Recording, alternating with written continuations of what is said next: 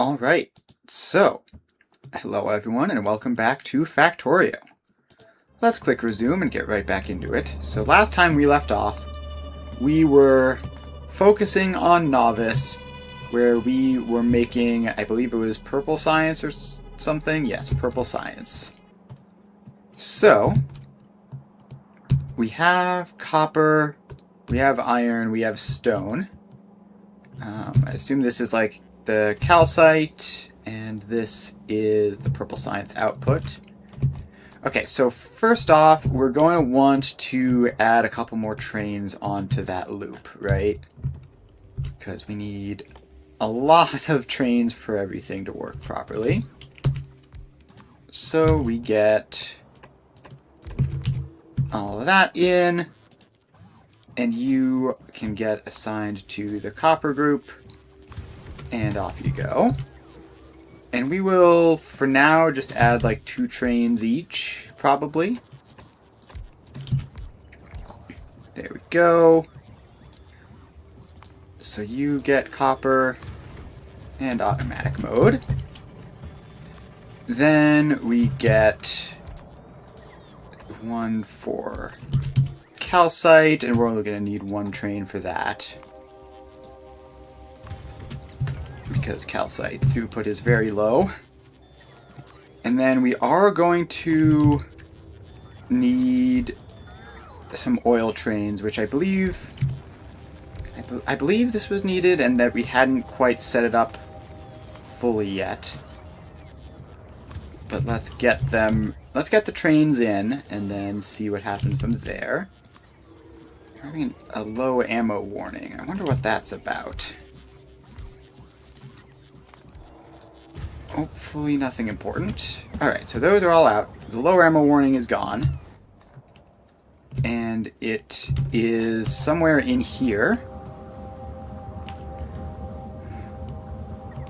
Okay, but that's fine, right? That doesn't need to be doing anything.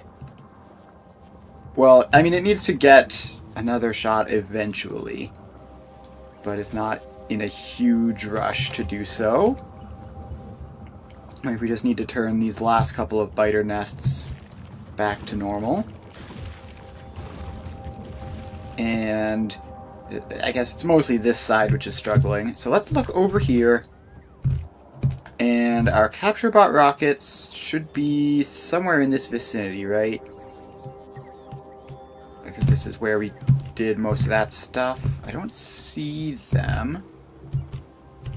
They should be, like, right around here. Am I just missing them? Or... let's just look. If we can search capture bot rocket. Okay, yeah, it's here. And it is going successfully, with a bit of a flying robot frame shortage, which is probably because of all this stuff that we have set up. So you are making flying robot frames, all these guys are making flying robot frames, and they are all just working, but they need electric engine units, which need regular engine units, which are currently all working, but we want them to go faster, so let's make these... Let's make those legendary assemblers. And you seem to have everything you need in terms of resources, so we can do that. And then this one needs to be I forgot this is like the world's most scuffed setup. We'll make that a legendary long-handled inserter, just so that that can go a little bit better. And let's see here. How much more do you think we need to do here? Probably nothing crazy. Like, just having it like that should be a big improvement. Ideally. Let's remove that random empty gun turret, because it's just blinking and being concerning. Okay. It canceled out of everything and not just the search window that I had. Alright, so this is fine. Now I want these to be improved, so you get... I did that wrong twice in a row. You get legendary productivity modules and legendary assembly machines. So that way we should be using as much as possible. Wait. Is that right? Yes, that is right. I don't know why it looked like it changed the recipe for some reason, but it definitely didn't. So those are now going to be making even more engine units. And then those engine units can come down here to these, and now they are all full up on their supplies. So let's get this fully upgraded to make as many flying robot frames as possible. So we just upgrade all of those modules to legendaries. And that should be beneficial both for our drone construction and for the other things that need flying robot frames, which apparently there are a couple of those. Okay, but that should be fine. Let's stop staring at that and go back down to here. So we have all this, and we've got copper here. The iron seems to be mostly filled. Oh wait, this is another one of the dumb things where the iron trains are all circuit connections. Alright, how have I done that elsewhere? Like, something over here has iron, right? Yeah, and you have this whole dumb setup. Okay, so let's just copy-paste that, bring it over, and then pop it in. And of course, that's exactly the spot where the drone port happens to be.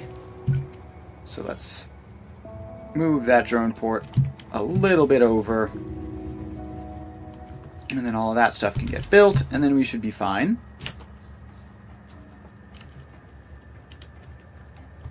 Alright. So the power goes in. The copper is here. And just continuing to get unloaded.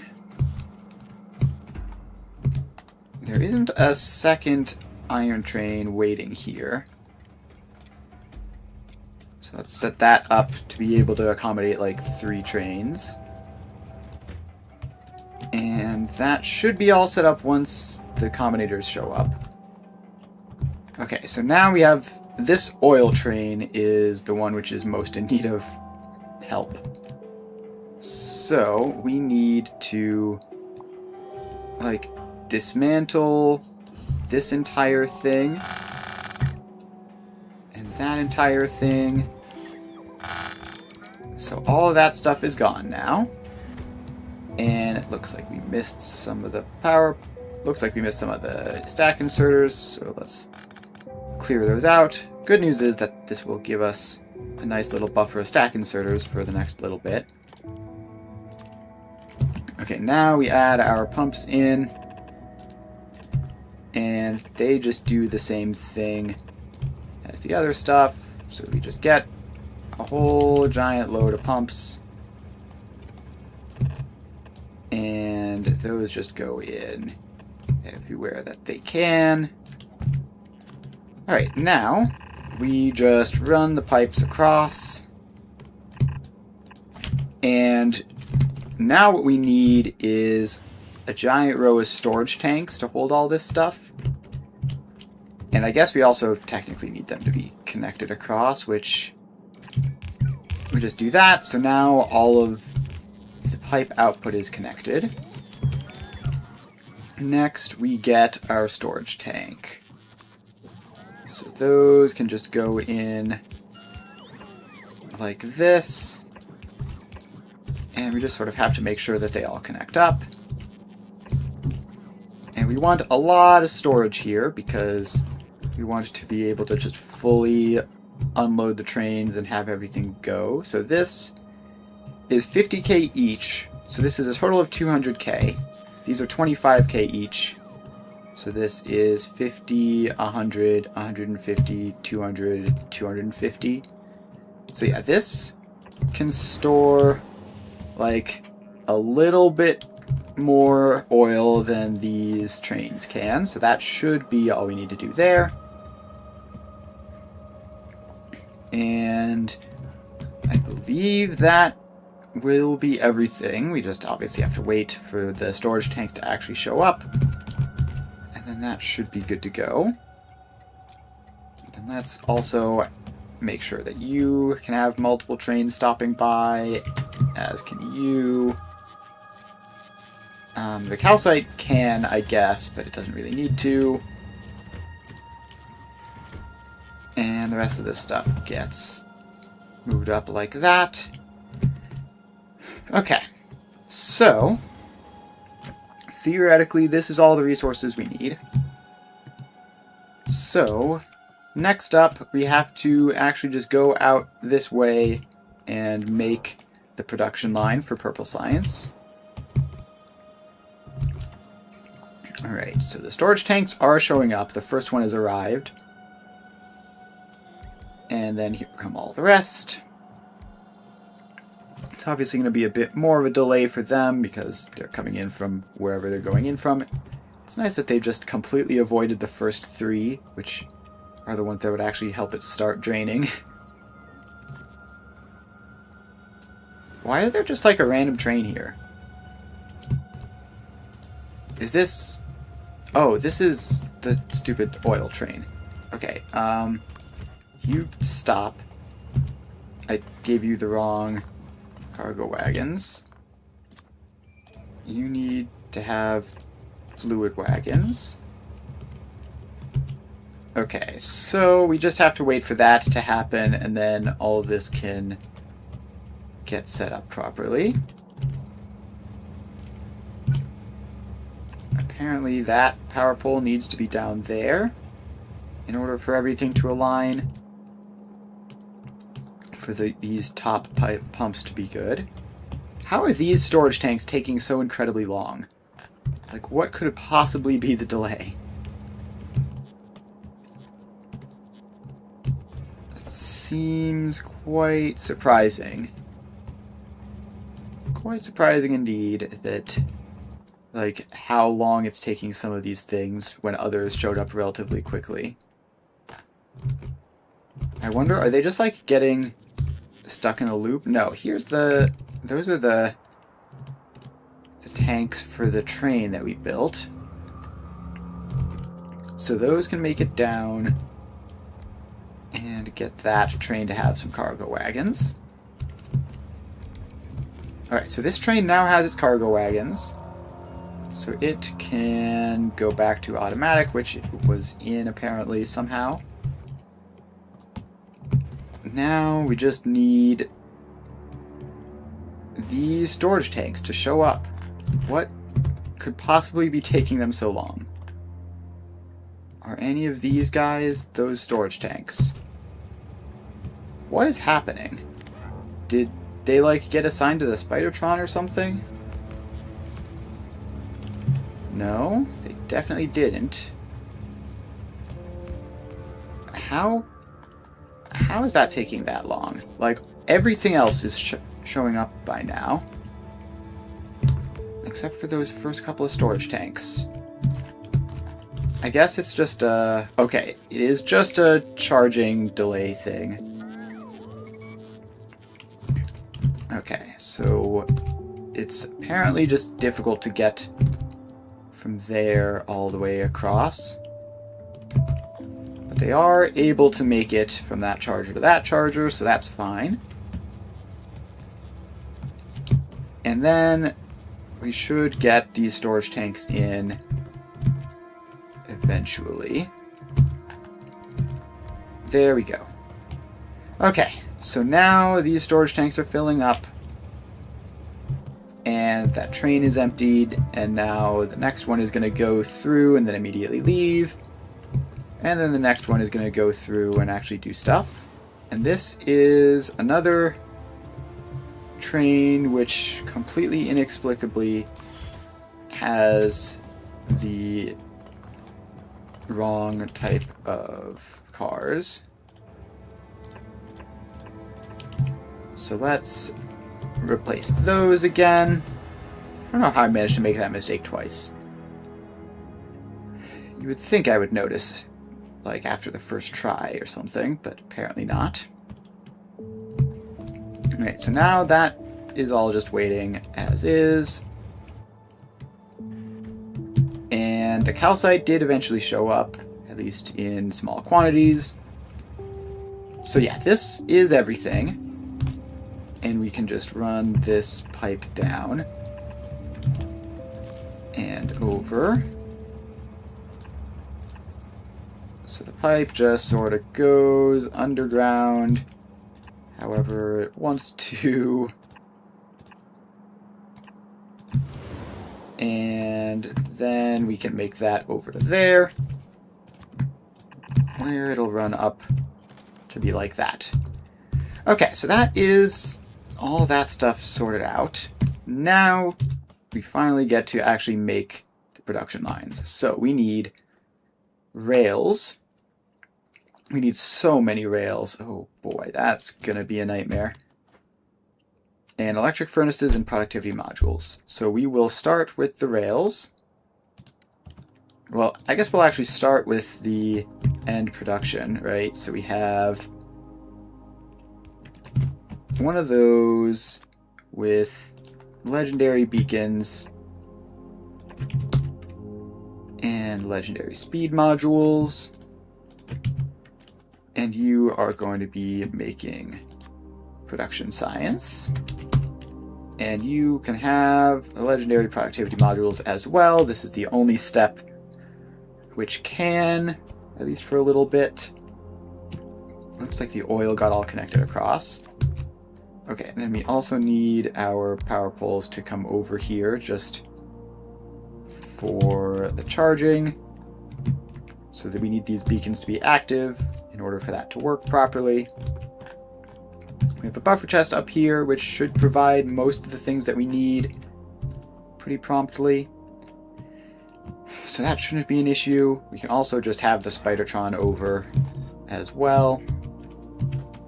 Alright, so modules are showing up. There's the modules, and now we are just waiting on the power pole. Alright, so this one machine does 8 purple science, and we need 240 per second, which means we need 30 machines of this. Okay, so that's quite a lot. Now let's also set up the inputs. So we have an input belt, and that's going to be the rails. And then we have a second input belt, and that is going to be the furnaces and productivity modules. And then we have an output belt, and that is going to be the science. So now to get our inserters, we need one of you, and one of those. Will this be able to handle 40 per second? I don't know. Let's see here. Let's make the power poles even, I guess. Like, if we just have them like this, then that works out nicely. And they're not in the way of anything. They just look good. So, do we need a second stack inserter? Yeah, actually, let's just do 2 stack inserters there, and then we can instead have these power poles by the beacons, like that. So we have this, it's all set up, and that should definitely be enough stack inserters for the rail input. The 1 stack inserter will be more than enough for the purple science output, and the 1 long-handled inserter should be fine for the other 2, because this can handle like 4 per second, and these don't need that much. So if that's wrong, then we'll figure it out later. So now let's rotate you vertically so we have two next to each other like that. Then we just need to copy paste this out a bunch. So this is 10, and then we just copy paste this 3 times like that. And then we're going to need our drone ports to reach out, which go like that, and then like that. And that should be enough drone ports to get everything covered. And then, how does it say we're missing all those? When it also, okay, no, it just took some time to figure out because the drone port is still in construction. So all of this gets built. The power poles are going to need to get built for this RoboPort to be charged, which is annoying. It's going to cause quite a delay. But I think once that power pole is in, then that should be the important one. Like either of those two probably would do it, actually. Alright, so yeah, now it's all charged up, and these guys over here have been assigned. Okay. So we have this, and this belt, I mean, it's probably premature to be doing this, but this belt needs to come down here and become the purple science belt, so just like that. And there's a high chance we're going to have to shuffle things around to make it fit, but hopefully not too much. So all that gets built up, and we should be good to go. So next up, we need to figure out how many rails we need. So this recipe is 30 to 3, but we have 200%, so it's actually 30 to 6, which means, let's see, for the ratios, it's 1 to 2, so we're going to, well, it's 10 to 2. So we're going to need 240 times 10 divided by 2, so we're going to need 1200 rail. Yikes, that's going to be an issue just for getting the rail into this. And okay, so that speed module not being in there is why those numbers are wrong, but these are like 40 each. So each of these we can round down to like 40 to 8, and then we need to put the rails in every 240, which would be every 6. So if we go here and just chop that out, and you can go underground while this creeps through there. So that is 6, and then another rail input. 3, 4, 5, 6, and then another rail input here. So those all go out. That connects across like that. And then you go over to those 3. Okay, so now we're going to have to get a little bit creative to get the ratios to line up because we have this in 2 rows. So you then go up there and then past 1, 2, 3 of those, at which point that stops. And this doesn't actually need another input because the rest of these are going to be coming from over here. So we have this same concept. Yeah, let's actually just grab you, flip you vertically, and pop you in there. And so we have 1, 2, 3, 4, 5 groups of 6, which is 30 machines. Yes, so that is good. Now, this is still a huge amount of rails that we're going to need, though. So let's just do those next. So we're going to need 5 belts of rails, 1,200 total. So how does one make a rail? Stone, steel plates, and sticks just in an assembler. There's no fancy alt we can do.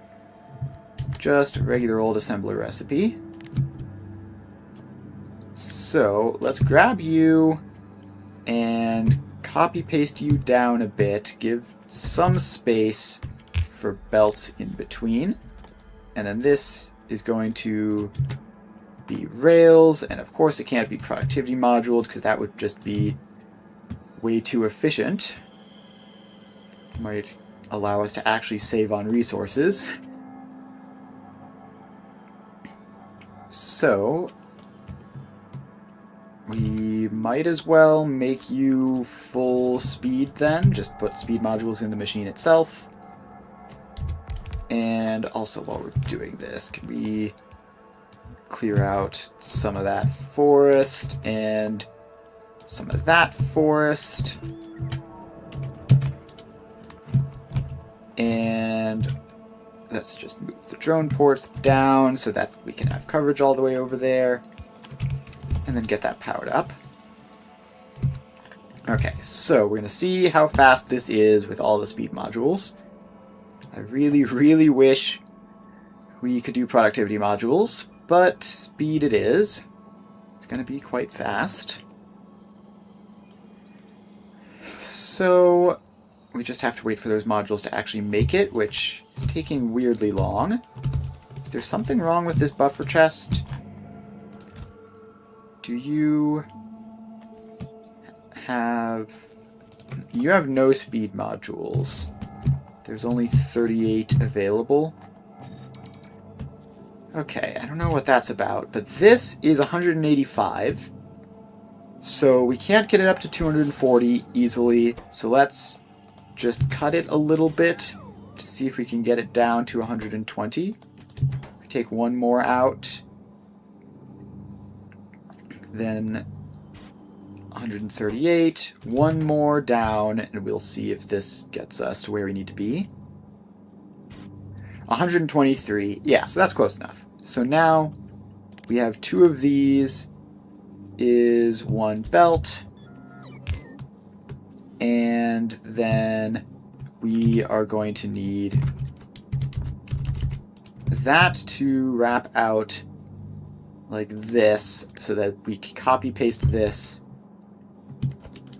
and have 1, 2, 3, 4, and 5.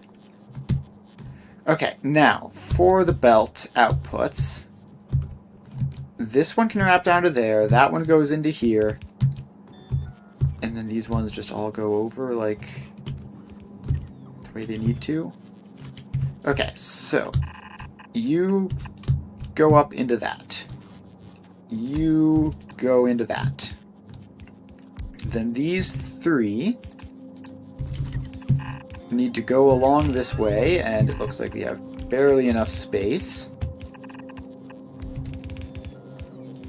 So you go up and into there. We're going to leave some room in there for an underground belt to feed them. And then these 2 just go up and around. And you go into there, and then this one goes up past all that. And then over this way, and of course that's where the drone port is. We'll just go around the drone port and into there. Okay, so that should be the rails all connected up properly.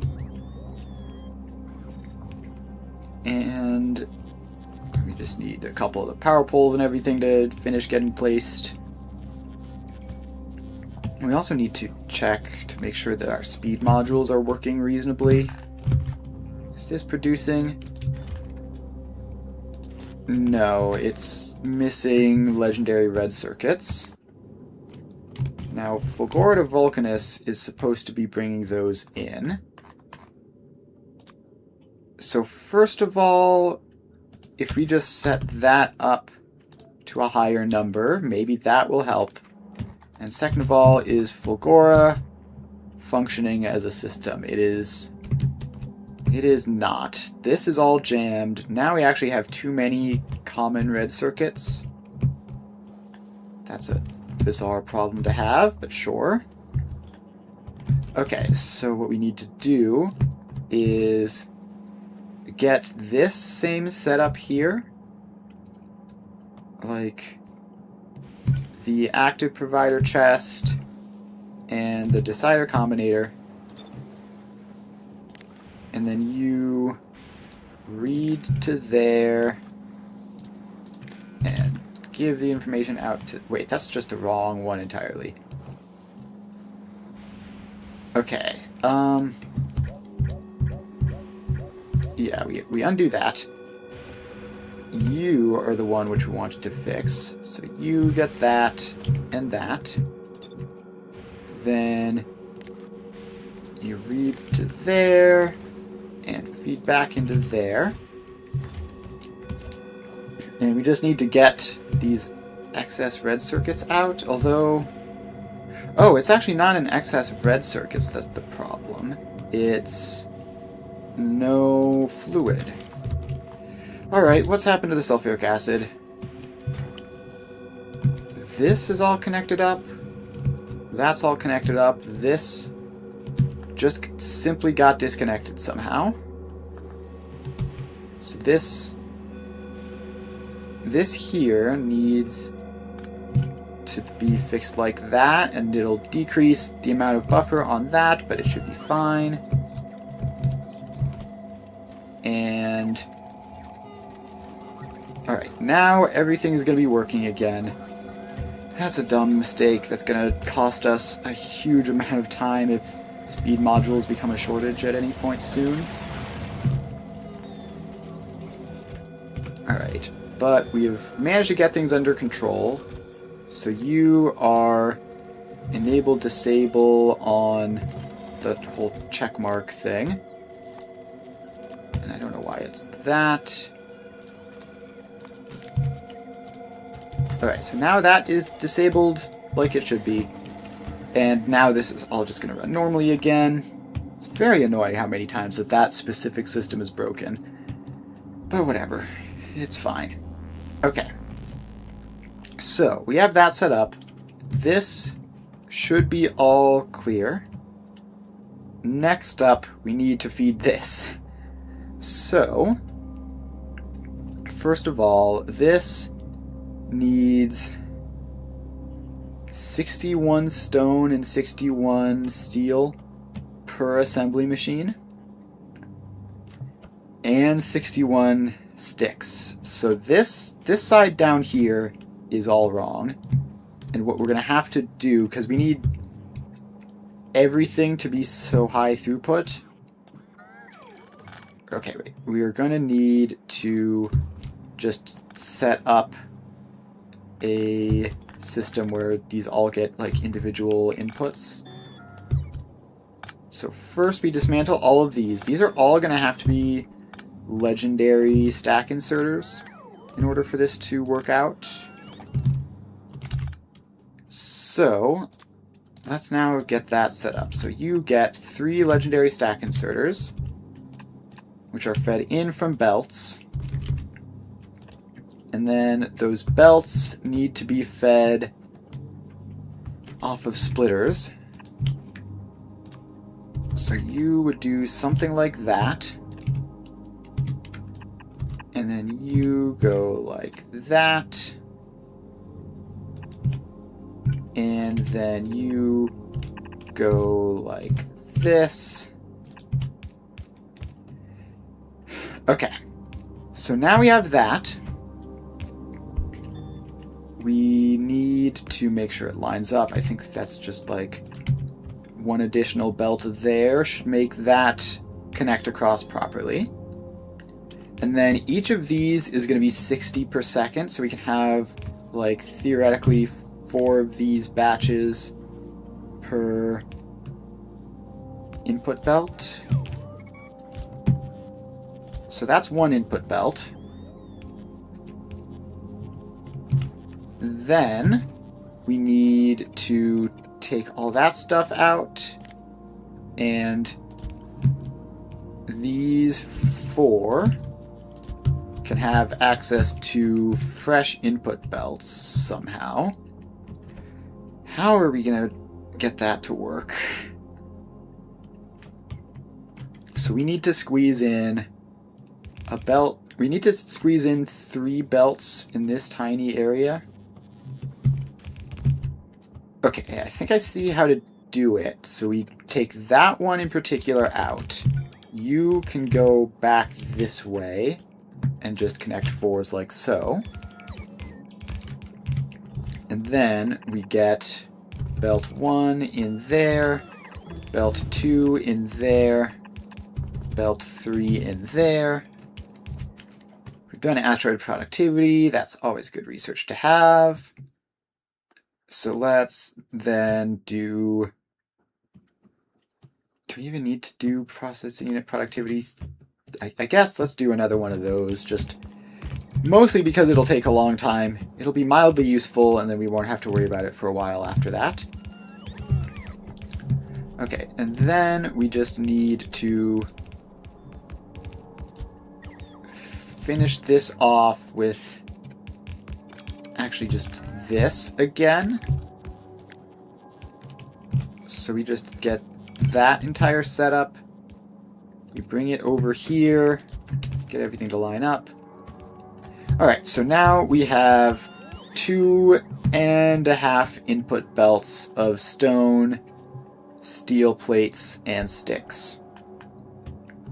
So now we just need to get this. So the stone is just going to be going across, right? So the stone is coming from over here.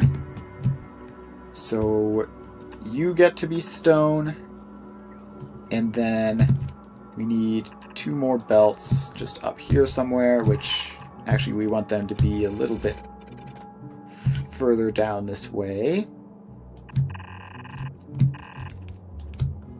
Okay, so you go like that and into there, and then we have another row which goes like that into there. And now all 3 of these belts just need to be fed from our stone supply. And that's going to be like 600 stone. Oh boy, that's a lot of stone input. I'm starting to wonder if we should do this on Vulcanus, where we have like most of the resources for free. But we also need the oil for something. So that is going to be complicated. Actually, what do we need the oil for? Is the electric furnaces? Yeah, we need advanced circuits. Okay. So we can't do much better than that. Alright, so you are all set up for the stone input. So let's get the stone input organized to get 3 belts out and not random science packs. So we have like 2 belts very naturally here. And then if we just get a bit creative with this. So you go underground so that this belt can go out there. And then get rid of some of these stupid trees. So we get rid of some of the trees, and there they go. So now we can configure this a little bit differently. So you go like that. Then this one also comes over this way. Okay, we need to dismantle that belt because it has science packs on it. But we'll be rebuilding it shortly, of course. Okay, so now this belt comes down here. This belt wraps around. These two merge up. This one comes under. And now we have our 3 belts. And we just need to dismantle that one, which has the science packs on it, and rebuild it. Okay. So that is 3 belts of stone. And we just need to bring these all the way down. And then we need to figure out how exactly they're lined up. I guess we can bring these down a bit past here, and then they turn and run over this way. And then in. And then we get the other ones just to follow the same path. And then down and in. Alright, so that should be the stone all connected up. And obviously it's going to be a nightmare getting the actual trains to do this. But it's a work in progress. What is all this? What have I done here? I have 3 fluid wagons just sitting there for no reason, doing nothing. So now there's going to be an oil train with, like, probably 1 fluid wagon just sitting somewhere. And then all of the rest of these trains have been stuck waiting on that. Okay, so now that that's all sorted, the stone goes in and fills up the rails. Okay, so before I work on the steel and the iron sticks, does any of the rest of this stuff take that? Electric furnace takes steel. So let's get the electric furnaces sorted out next. So the ratio there, we need 1 electric furnace for every 3, but we have productivity modules, so it's actually 1 for every 6. And we need 240 science packs, which means we need 40 electric furnaces, which should be easy, hopefully. So we copy paste you, and let's actually copy paste this just in case it is an easier setup. And that is going to go in, and we're going to swap it over to make electric furnaces. What buttons am I hitting here? I'm hitting all the weirdest buttons. You do that. So that kicks the productivity modules out and gives it the recipe that it needs. So now we'll wait for that to get built. All of these guys have gotten their stone inputs. Alright, so that is step 1 down. Then all of this stuff goes in, and we need that power pole to connect across in order for this to work. Alright, Spidertron, I guess you can run down and help a little bit. But mostly we just need to wait for the speed modules to show up, which could take quite a while. Hopefully it'll be fast. Okay, back over to Vulcanus. Has this worked out at all? So we're on Fulgora. Everything seems to be cycling properly. And we have red circuits building up. So that is a good sign. Now this is just waiting on the last couple speed modules. We have 1 in, we're waiting on another 3 modules, which should do a massive boost to the speed. And actually, let's get... I should have done that sooner, but let's get that in, because if we can get all of this out of 1 machine, that would be wonderful, or like 1 or 2 machines would be great still. So you're doing 4.76, and we need 40. So currently this would be 10 machines. And also the inputs to this are going to be completely insane. Like, oh boy, this is going to be brutal. I wonder if we should make the electric furnaces on Vulcanus, because everything here except for the red circuits we can do on Vulcanus. and then we can just bring them over. But then we still need the red circuits for that, so we would need to like bring those over, and it would be a huge nuisance. Okay, so this at full speed is 9.27. And if we got this to go any faster, it would break the input speeds, so we can't do that. So we need, what, 10 of these would get us to 90, and we only need 40, right? So we need 5 of these would get us to 45. Yeah, that's fine. So it is, however, going to need this same kind of setup. So let's just copy paste this. And so we copy paste you, pop it in there. This belt needs to be removed. Okay, so this provides 3 inputs to 1 output. And unlike the previous ones, we can only fit like 2 of these on a belt for the steel and stone bricks. Yeah, this is going to be a bit rough. So this here gets us up to 180 steel, 180 stone. And if we add another 90, that would get us to 270, which is too much. So,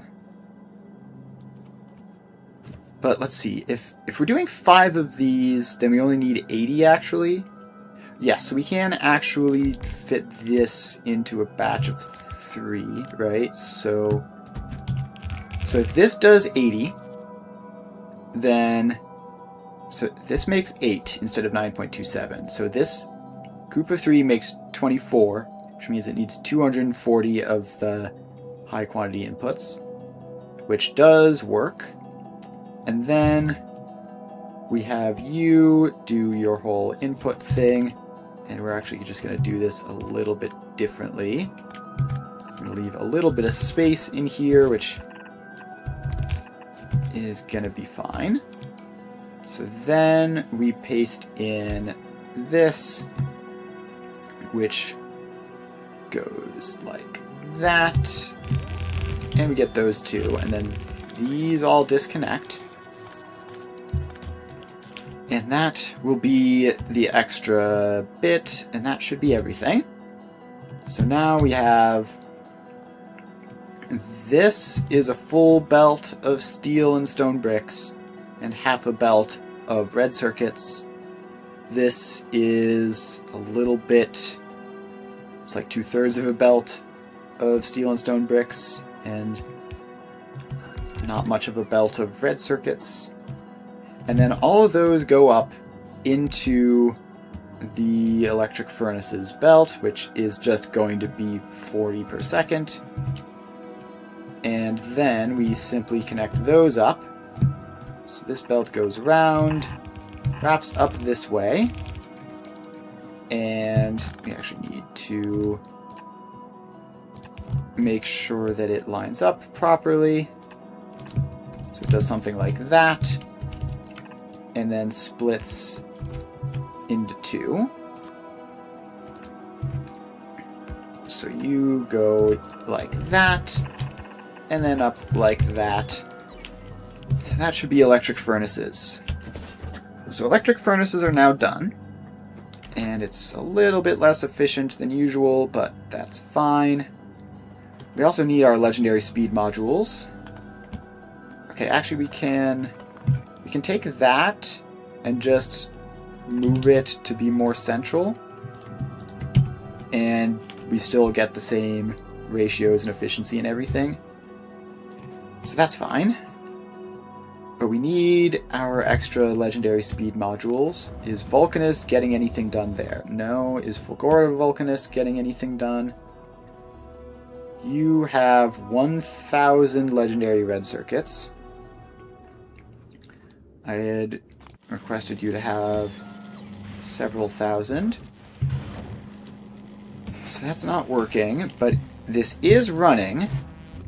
So theoretically, in the long term, we should be fine.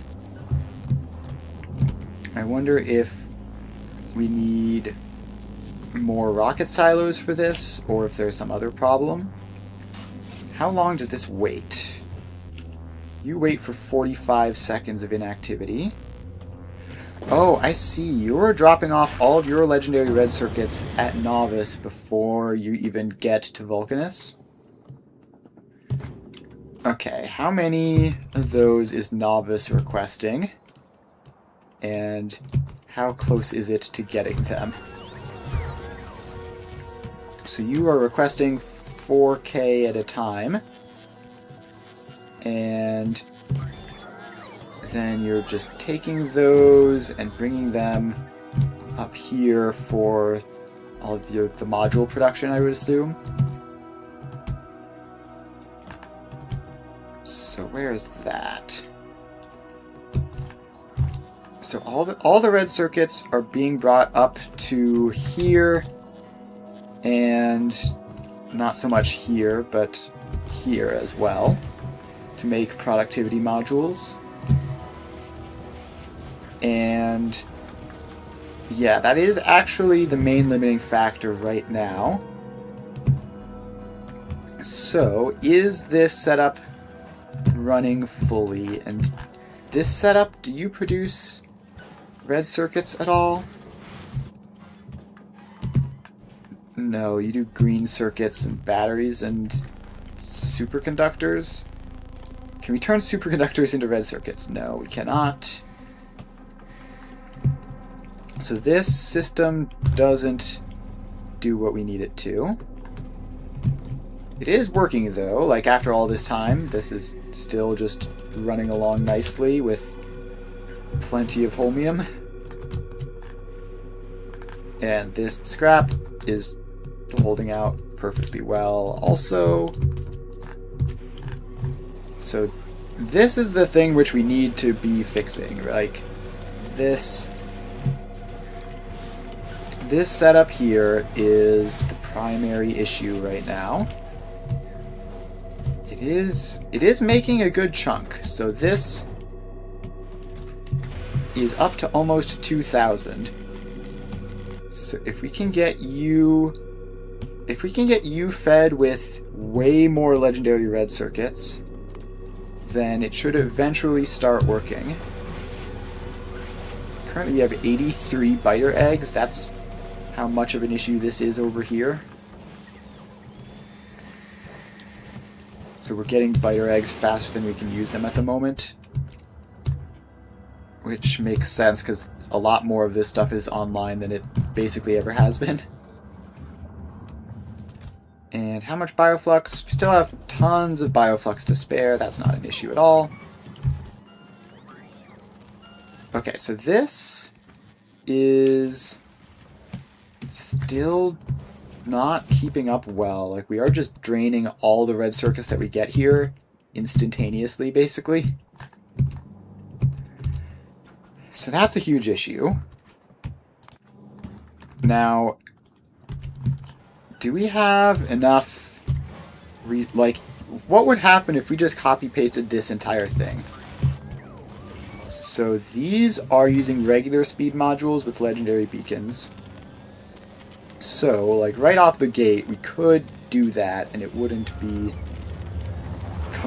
it wouldn't be completely defeating the purpose.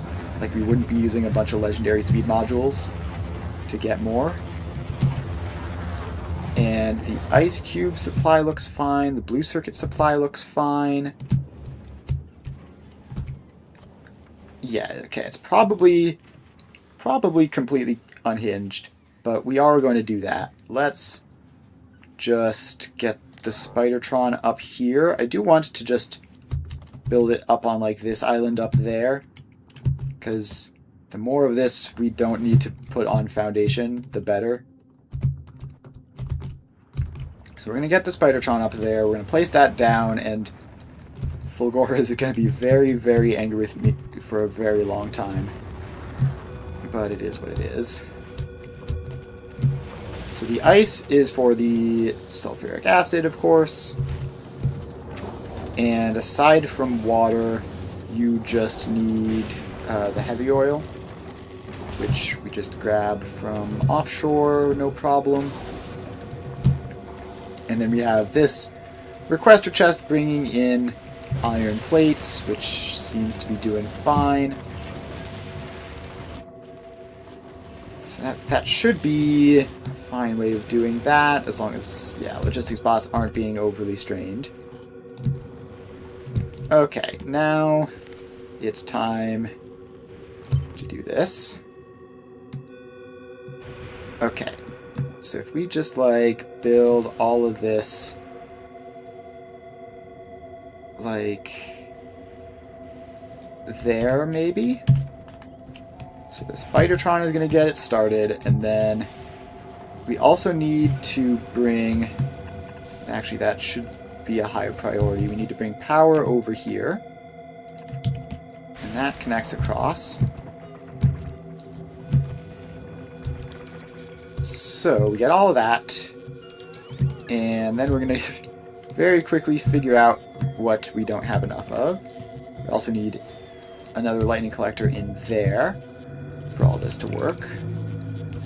Okay, currently Fulgora is only 22 foundations short, and that should just keep showing up, and that might also be because the Spidertron is trying to do stuff. Okay, so we need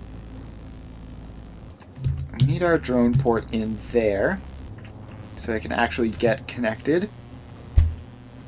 So then that drone port will have all those things request to get built, and then we'll just keep going from there until eventually this entire thing gets thrown together. And most of the things that it thinks are missing are just things that the Spidertron specifically doesn't have, which should be showing up any second now. Alright, so now that first drone port there is in. And now we just sort of connect across until it's all set up and ready to go. So the Spidertron did some stuff. Let's have it run in and help with the dismantling, because that is obviously going to take quite a while otherwise. So we can get a nice head start on the dismantling. Most of the stuff that requires actual components is going to take forever, because the Spidertron doesn't have access to those components in large quantities. But most of the dismantling focused stuff we can at least accelerate a little bit. Until the Spidertron battery fails or its inventory fills, or whichever of those happens first. So we just keep going. Trash slots are mostly full. Move this Spidertron over a little bit more. There's still a lot of entities missing construction bots, and a lot of things that the Spidertron in particular doesn't have access to. But hopefully nothing that, like, the planet as a whole doesn't have access to. Okay, so currently it is saying we're missing a bunch of quality modules, and that makes perfect sense. So let's see here. Somewhere in here, you stopped by Novice and Fulgora, right? So you can grab 200 legendary quality modules from Novice, and you can just sort of get that added onto your regular trip. And then we need to make sure that Fulgora's drone port is requesting those. Where did I put that? I moved it like over here, I think. So do you request quality modules? Currently no, but now you do. So you can request like 200 probably. Oh, we already did have you set up to request 50 at a time. Let's just crank that up to 200 then. Okay, so we are short a lot of other items as well. So those should, I believe, just sort of show up over time. Like, Fulgora support goes between Novice and Fulgora. It's not especially fast, but it carries quality modules and stack inserters and legendary beacons. Do you have legendary drone ports? No, it doesn't look like it. So let's give you a request for 10 of those. And you have stack inserters. You have belts in all their varieties. You have inserters. You have quality modules. Yeah, that should be everything. Okay, and then Fulgora to Vulcanus. Not enough platform hub storage space available. Somehow this is filled up. Okay, now the good news is that this is one of the fancy new setups with like infinity space available, so it shouldn't be a problem long term. We just need to get the space platform foundations to fill in the extra cargo bays. And this isn't even adding to the width or anything, so it should be fine. And let's just go overkill and add another row over there, just to be sure that nothing weird happens. And you are just straight up carrying 10,000 calcite. So that's potentially complicated. So you have 2,000 advanced circuits. There's like another 1,000-ish on the planet, but not in a coordinated enough way to actually do anything with it. Meanwhile, all of this stuff is still getting built, but it is kind of mostly just slowly chipping away at it. Fulgora support's on its way back. It's got the legendary robo ports. It's got some quality modules, not a fantastic amount, but at least it'll be doing something. And in the meantime, Fulgora is just working. Like, the system is slowly working through, producing all of those. So hopefully, I mean, we're going to be using a whole bunch of legendary red circuits to refill after those quality modules that we're using. But in the long term, this will be better. And this is still just doing normal stuff over here, nothing broken. I think we can afford to turn off the logistics bot construction at this point. We're up to so many of those. So where was that? That was like in here. And we just rotate that. No, wait, stop. We don't want to be taking things out of the system. We just want them to be sitting the way they are. Alright, so that is now all good. So Fulgora to Vulcanus, you are just doing your thing as usual.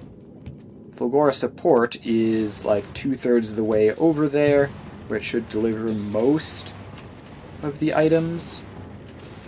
I don't think that has enough belts, but how many belts does it have? It has like 531.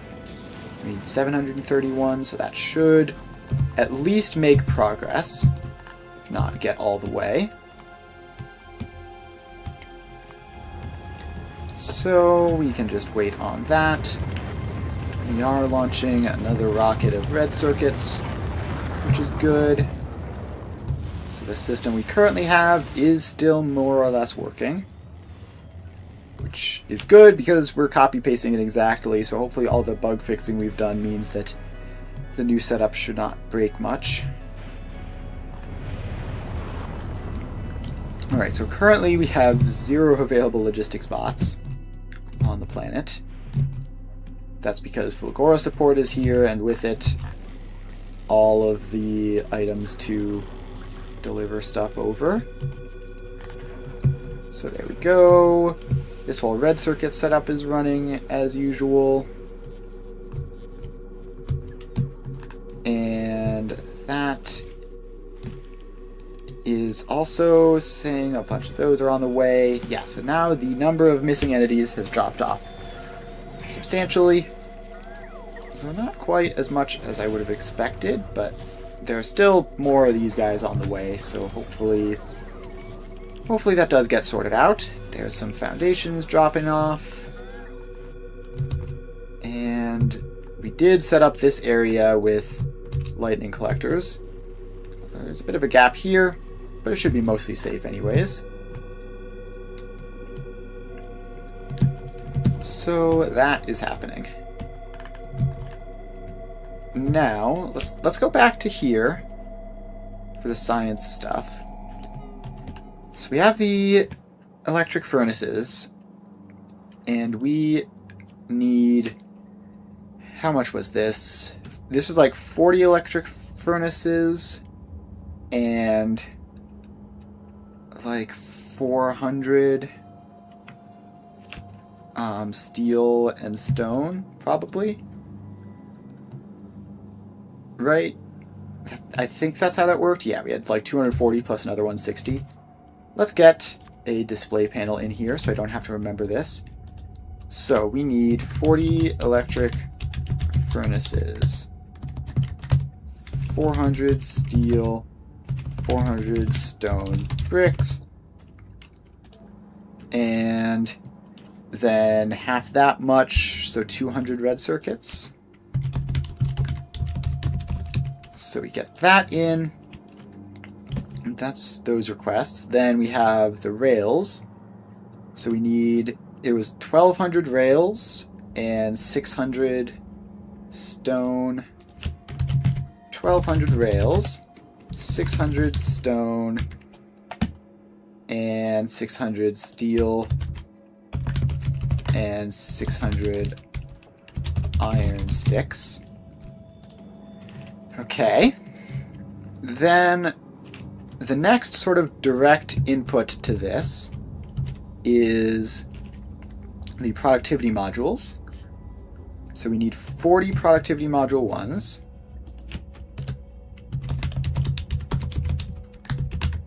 And those go in.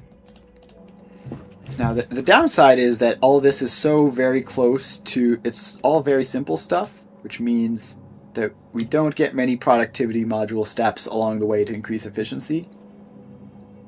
But we do get a whole lot of speed. Alright, so you are getting your extra storage space in. So that's all good. And you've also dropped off most of that calcite that you had. And it says that there's a donut, but it's now figured out that that's not actually the case. Okay. So, anyways, with that aside, let's go back over here. So we need 40 productivity module 1s. And that is going to be... I just find they're here. Okay, so that's going to be 200. So 5 of each. So 200 green circuits, 200 red circuits. 200 green circuits, 200 red circuits. So that is that. Now we have to actually make the productivity modules, which we can do in an EM plant. So at least we have some productivity bonuses going. So we have an EM plant with an output belt.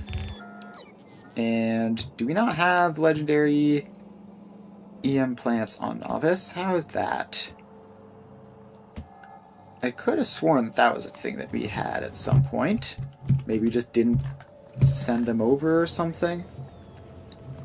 Or at least not in large quantities. So let's see here.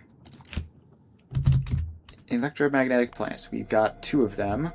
One of them is up here, and that's just the old one, and then the other one is over here. Yes, so we have 40 legendary EM plants. Fulgora support. Were you just not set to bring those over? Yeah, so you need to be asked to get 20 of those, bring them over to Novice. And then this over here. Okay, you do have a request for 20 of those. So that should happen eventually. And we'll just have to wait for that to get built. In the meantime, we can get it all set up with modules and everything. Although, I don't think the modules themselves can have that. So you are still not going to have productivity boosts, which is still going to suck. But you will get the base 50% productivity boost, actually. So instead of where we were thinking it was 5 to 1, it's instead 5 to 1.5, which is 10 to 3. So it's 10 to 3. We need 40 of them. And 40 divided by 3 is like a little bit more than 13. So it's 13.3 times 10. So it's actually 133 green circuits, I believe. Yeah, so we get that in, and that is more accurate to our ratios. And then we need to get all this stuff set up, which I don't know how to figure that out. We also don't have speed beacons here on Novice, somehow. How is that the case? You are not requesting those. How is this not requesting legendary speed beacons? Like, how is that even possible that that's not happening? Alright. Request 50 legendary speed beacons. Put that in. And it's not showing up.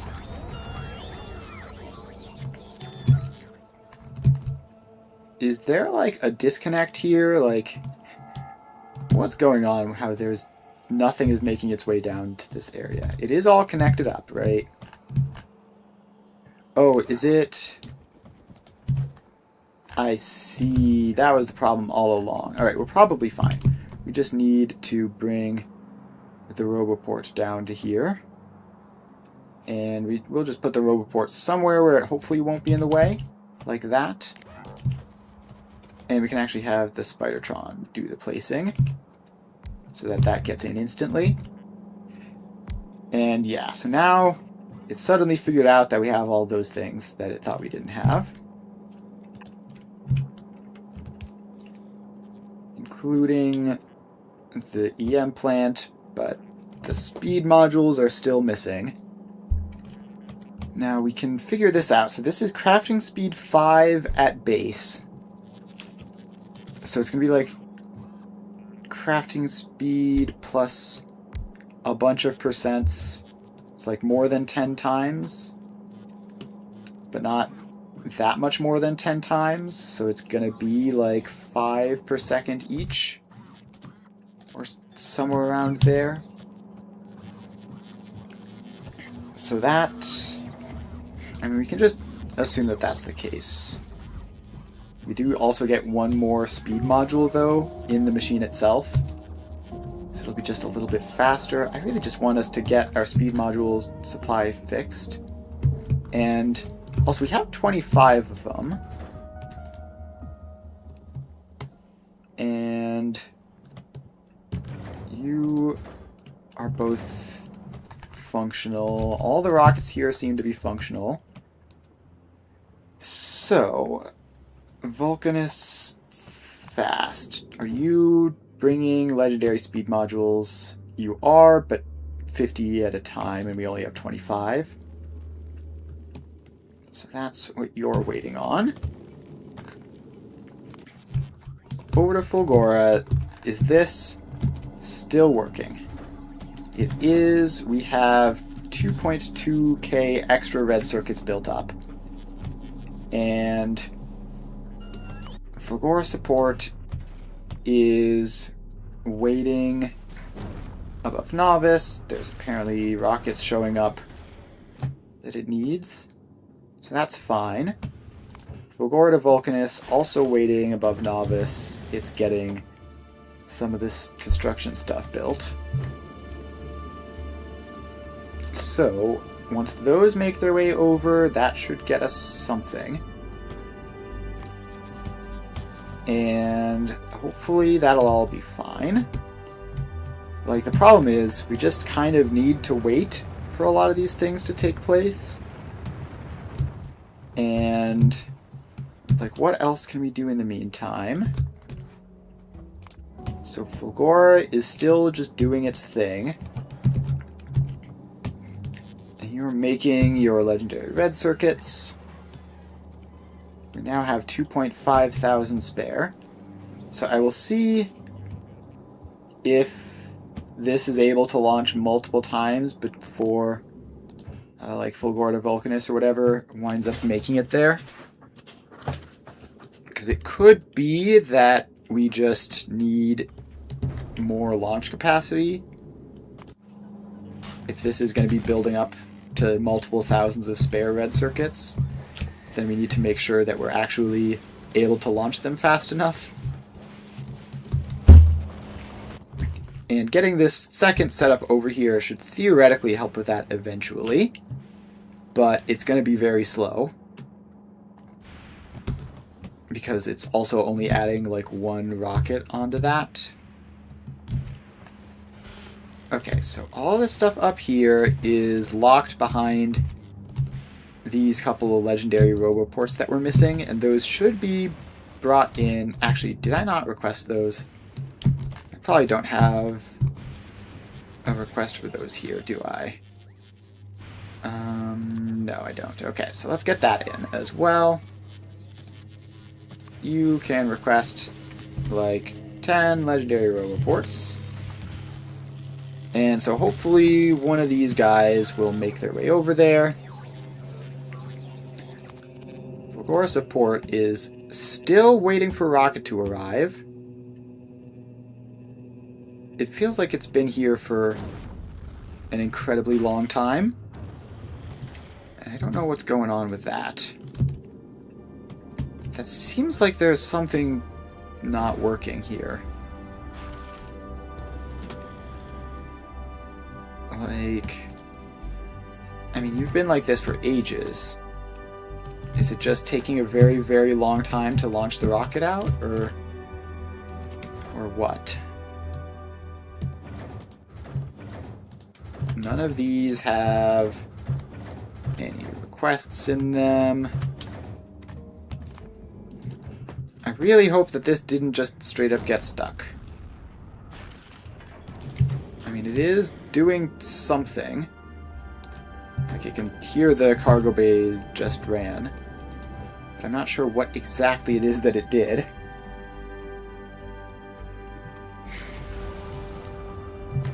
Alright. We just received productivity modules. So now you're on the way. Alright.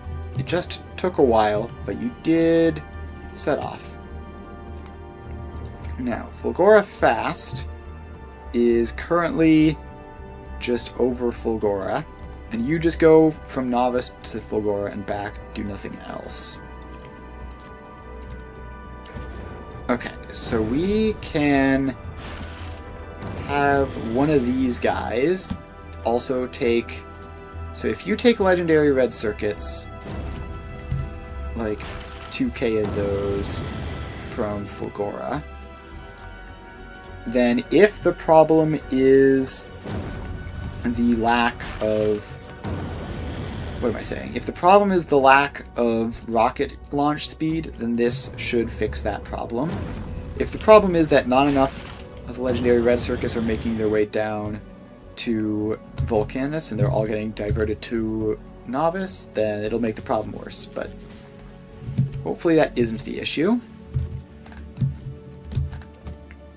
Okay. So this is preparing to launch another rocket. Okay, it's only being fed by like a single stack inserter.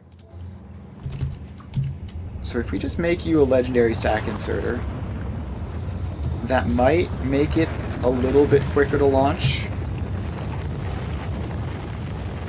And one of these guys probably has those in its inventory, right? Fulgora Vulcanus doesn't. Fulgora Support doesn't. Fulgora Fast doesn't. Alright, well, we'll add that on then. Legendary stack inserters from Novice. Just grab those and bring them over. So hopefully that will help. It doesn't seem to be a huge issue. But we did just launch a couple rockets and we still have several thousand red circuits to spare. So Fulgora Support is almost there. Fulgora Vulcanus is almost back to Novice. It just goes to show how much a indirect path can harm you in terms of getting places quickly. So this is going to be another 50 quality modules and some other stuff. Should be most of the belts, right? Like, you have roboports, you have bunches of belts and stack inserters. We're still going to be a couple stack inserters short, because that has 50 instead of 58. But that should be good enough, unless those are really specific, important stack inserters that we're missing. Okay, so you're here, you are picking up all the advanced circuits that we have available. And out they go, back to Novice to make modules. That's just going to keep on happening. we need this production to get better with this second half being added. So you are here. You have dropped off most of your items. So that should get us there. Like, the drone ports are no longer missing. The belts and stuff should be fine. It might just be taking a while for that to update. Not sure why. Okay, yeah, no, it's definitely updating those now. Let the drone ports sort of figure them out. So that all is good to go. Got like a bunch of random boxes here. That's actually... These boxes are supposed to not have red circuits in them, but it looks like a bunch of red circuits got in there before I set that filter in. So let's just clear those out so we have more actual storage space for assorted items. Okay, so now... Yeah, now we are back up to 600 items missing because we've built in our drone ports and suddenly figured out all the other things that we didn't have this whole time. But it looks like the belts at least are getting assigned well. So we've got that. Power pole. Power coverage is doing pretty good. We just need like this one more roboport really to get everything else done. And we also need all 3,000 of our construction drones to actually do stuff here. Is this side over here going to be an issue? Like previously that was covered by a drone port out there, but we might need a drone port like in this area, unless that one will cover all the way down, which it might. I guess we'll have to see what happens when it all gets built up. Alright, so we're back at the point where we've built enough to realize we can't do more. The power grid is actually...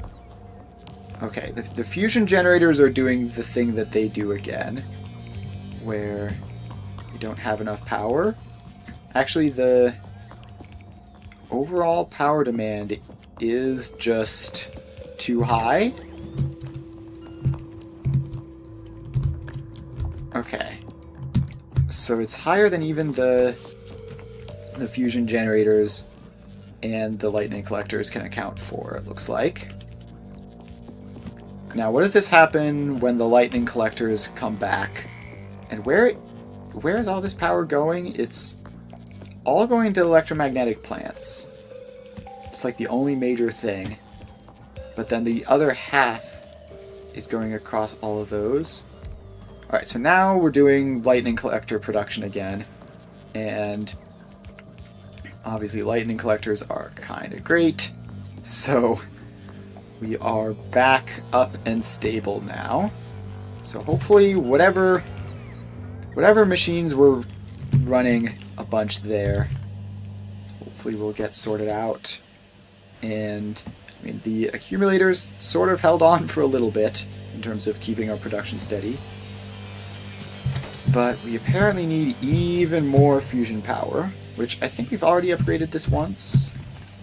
Yeah, so this is a double-sided fusion plant with an extra reactor in. So we can't easily, like, store fusion power. It's just going to be this way, basically.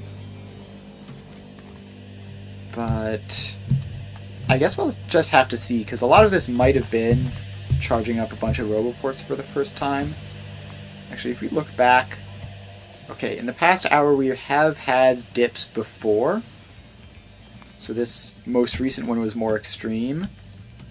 But it's not the first time it's happened. So we need to either get more accumulators, or we either need to get way more accumulators so that the lightning collector power can last through the night, or we need to just buff up our fusion plant even more. So currently the fusion plant is going well enough to keep up, but I don't know how well that'll last indefinitely. Like, if we go over here, is this doing the thing where, yes, so the plasma production decreases over time, because it does have some amount of, like, excess plasma stored, kind of. So this, it is running reasonably well. We haven't lost power so far, and if we were going to, it definitely would have started happening by now. Although the steam turbines are kicking in to help out. And now we are very, very close to our peak. But it seems fine. Okay, yeah, everything looks good there. So hopefully it's okay, but we are gonna need more. So let's see, if we just find like a big open area and we add even more accumulators in. So we just copy paste that, and we just get a massive blob of power storage. Just something like that. And now we are 452 accumulators short. But we are producing them, right? We have this guy over here who makes accumulators from iron plates, which is not working properly. Okay, so we definitely get iron plates elsewhere, right? So can you just request iron plates as well? And logistics storage, we have 15,000 regular iron plates. So that should be fine. That should be fine, and then the better power storage will mean that theoretically we'll be a little bit better off during the times when the lightning isn't striking. So hopefully that will do everything we need it to, and also hopefully that iron plate storage that we have is actually useful and can be used somewhere. So we're still waiting on more deliveries to get that set up. But this... Alright, have you jammed, or did we just launch a bunch just a second ago. Okay, we launched a bunch just a second ago. So we were sending out as many red circuits as we produced, basically. And now we have another full rocket, so that is fine. This setup over here is going. And... okay, I think we didn't successfully copy-paste the entire thing. So let's just get this area pasted, and then it should... we should find a way for this to all line up with the existing setups. Like, if you go into there... no, that's different. Why is that different? When I literally just copy-pasted it from over here. What is going on? So we copy-paste, like, this section. Then you go in there. Yeah, why is this all different? It's literally a copy-paste of exactly what we had. Oh, I see. It has to line up like this. Okay. So we pop that in. And now we get even more stuff built. And we get even more stuff that we aren't able to build currently. We are going to be losing a bunch of stuff to drone destruction, but that's fine. Don't really care. Okay, so that's all set up.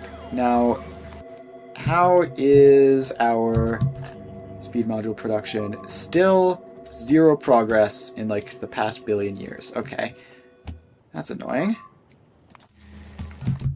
So if we look down here again, the outputs to this are nothing that gives us plastic, really. Although, I guess technically these give us a plastic bar. So we can crunch these down to plastic, get legendary plastic that way, and then do something. But we kind of just want our productivity, our red circuit stuff up here to actually just get done and start working. So this whole setup is still going without a hitch, as it has been this entire time. So that's a good sign. And you are loading up. Every bit of red circuits that we get is being sent out via this one rocket silo, so we don't need more stuff for that. We do, however, need more speed modules. And more red circuits to make more speed modules, or quality modules, and speed modules, and productivity modules, although those are mostly fine at this point. Now, I could have sworn I had this set up so that you would only be filtered if this didn't work.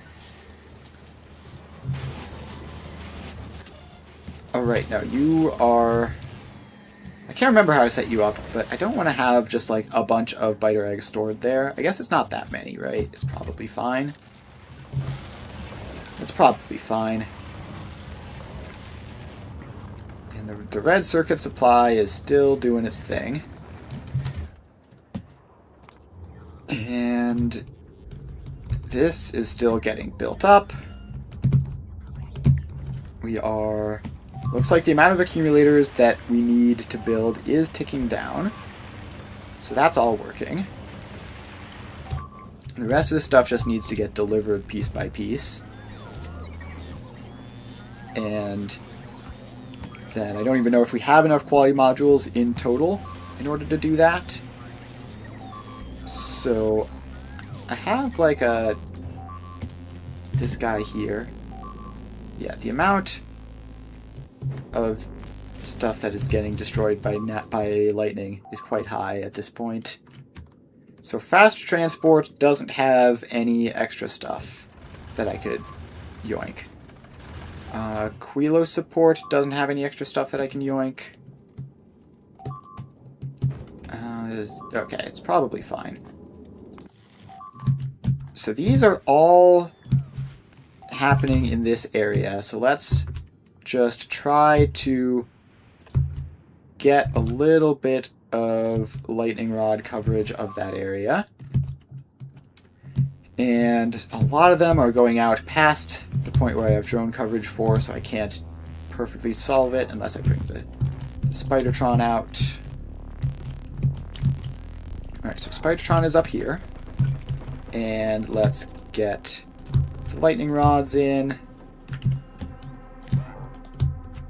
And then that last one, which the Spidertron places there. And now this area should be nice and secure. Okay, so we've done that. Spidertron can now go and stand somewhere with drone coverage, because that's just generically the best place for a Spidertron to stand. Okay, so you have that. This is still going.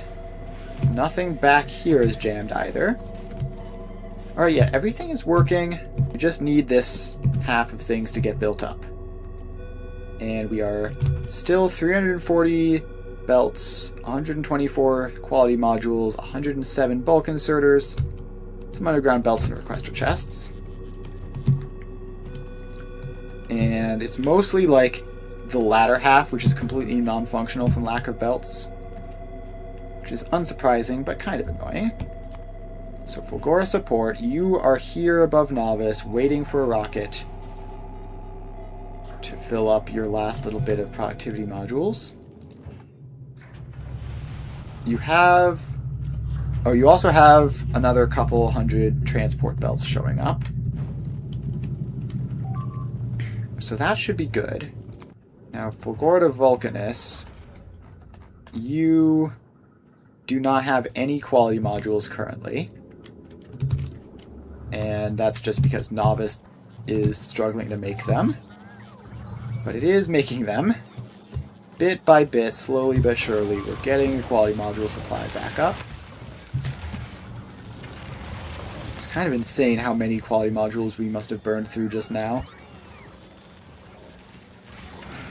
But that's all that is. Alright. Those are all legendary modules, right? I don't know why, like, this corner looked like they weren't legendary plastic. But it definitely is. Okay, so now we're losing drones just down here. Which we actually have pretty good coverage over, like, this area. So let's just get some lightning rods into there to expand that safety out a little bit. And all this stuff is still getting built. So a lot of these are just pre-filling these rocket silos, which is fine. And so that just goes in. And we're one rocket silo short. Doesn't look like it's getting crafted, but it should be okay. How's the power grid going, by the way? It looks like it's been all up since we've been adding more accumulators. Haven't even been using them necessarily, which is good. So over here, the accumulators are still being produced no problem. So yeah, that's all fine. This block of accumulators is like halfway done-ish, maybe a little less. Okay, so Fulgora support is on its way back to Fulgora. Fulgora to Vulcanus is on its way back to Vulcanus with a bunch of calcite. And still no luck on the quality modules there. But you do have 50 more quality modules to deliver. So I will just start this up without full quality modules. Like, that's fine. It doesn't have to have full quality modules to be, like, reasonably efficient at production. Now, like, this last line is going to be the most inefficient one, which is a bummer, but it should still be fine. But we do actually need the belts and everything to connect across. That's kind of important. And speaking of which, I guess we should just get the actual belt connections in. So this belt that goes all the way across there is the ice belt. So you just go in like that. And that's going to be a couple more turbo transport belts. Then the blue circuit input, we're going to need to split off from here and just belt all the way around in this horrific foundation consuming blob of inefficiency. But then it goes in, and that's that. Okay, so we do still have all the foundations to build that, although we need the belts. So that's good. So we're 756 turbo belts short. And let's see, I think we want... Actually, these can be regular belts because it's not especially fast. Like, this portion of the build does not need to be lightning speed because the amount of blue circuits that we can actually deal with here is kind of limited by just like the practicality of it.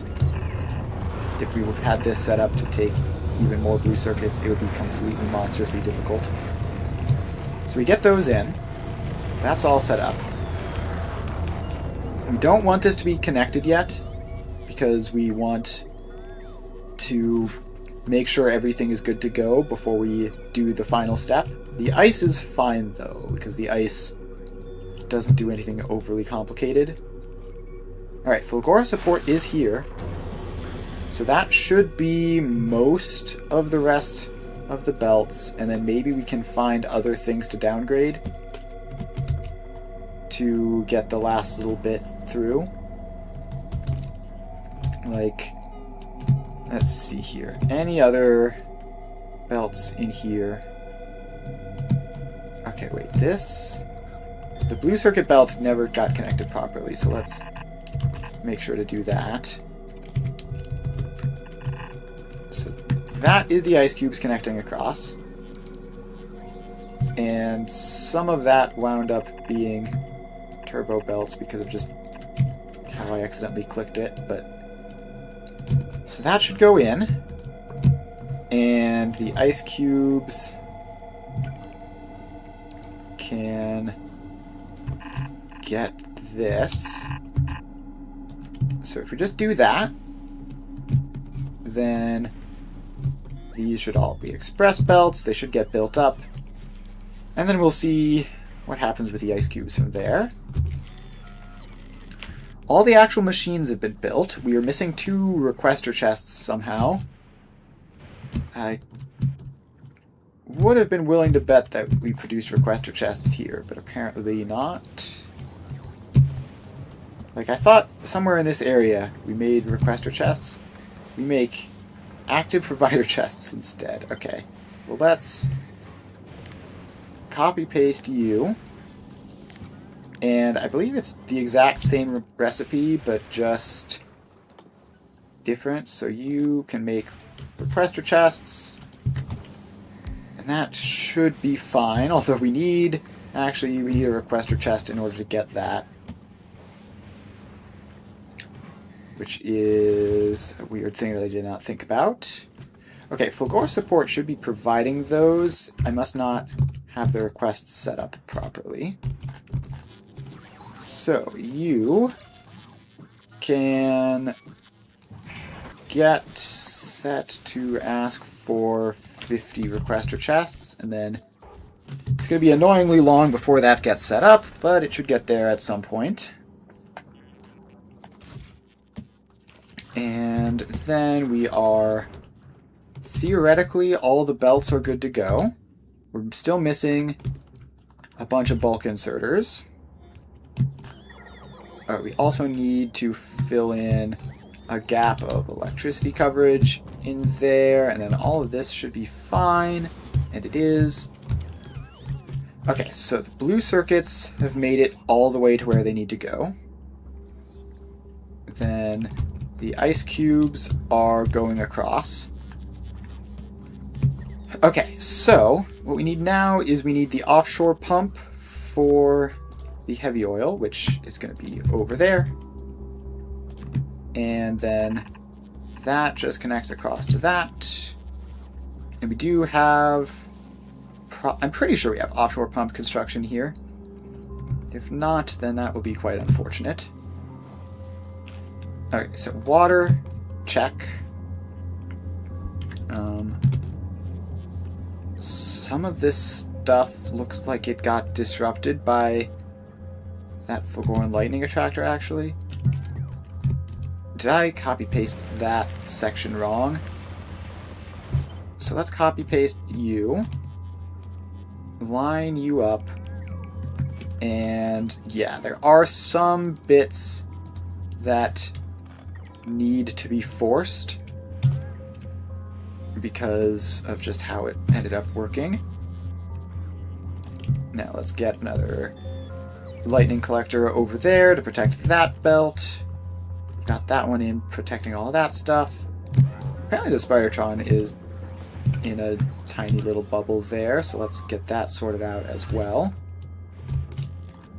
Yeah, so while this gets built, we have managed to lose a pipe, which is annoying, but not the end of the world.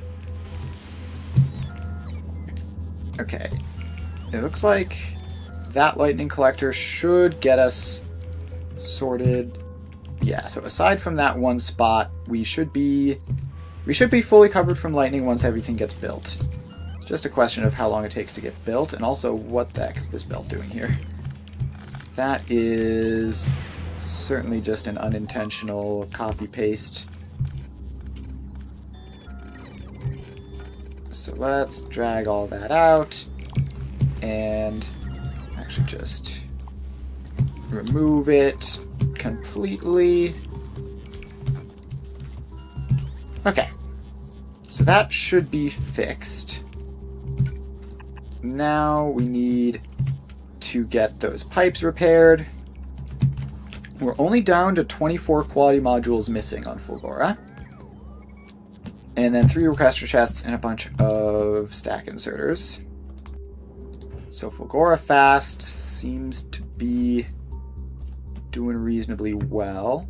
Okay, I don't know why those didn't get dropped off, because they were supposed to. I must have set your requests up wrong, so let's go and investigate that. Where's that? Could have sworn I'd set you to request some legendary stack inserters, but obviously not, so let's get that in.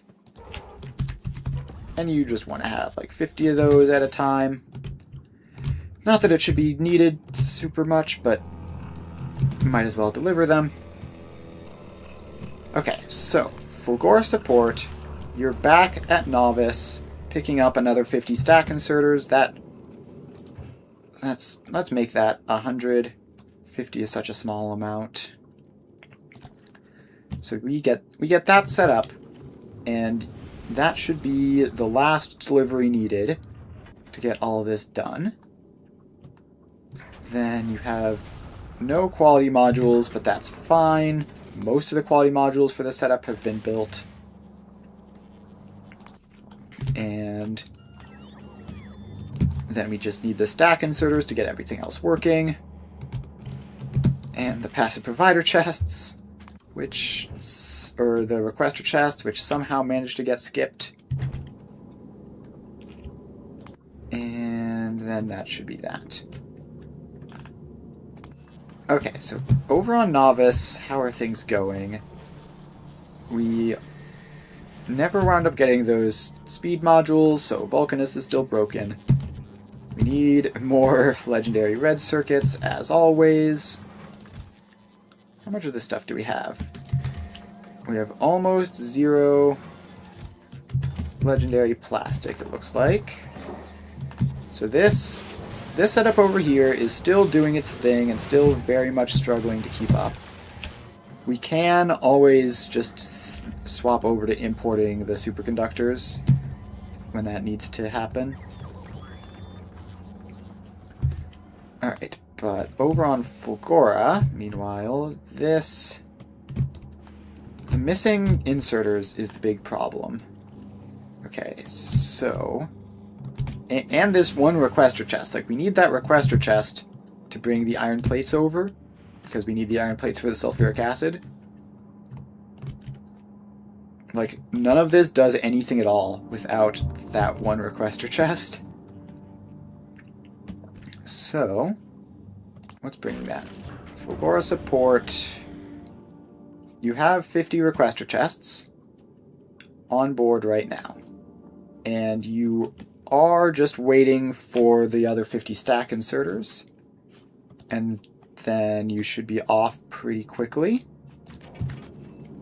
Is Novice having launch speed issues? Like, what is taking these guys so long? We have plenty of rockets. We have plenty of resources to launch the rockets. But it's just taking a very long time for anything to actually get launched. Okay, now... let's think here. How do we fix that? Ideally, we would have buffer chests over here with everything that could realistically want to be launched, so that we don't have to spend all this time bringing them over from down this area. Or we could just set up a bunch of rocket launches down there. So if we just grab, like... Yeah, we might as well grab this entire thing, right? This is not a limiting factor on Novice at all. So we grab those, we just bring them down here, and we pop that in. And then we connect the power lines across. So this should mean that instead of...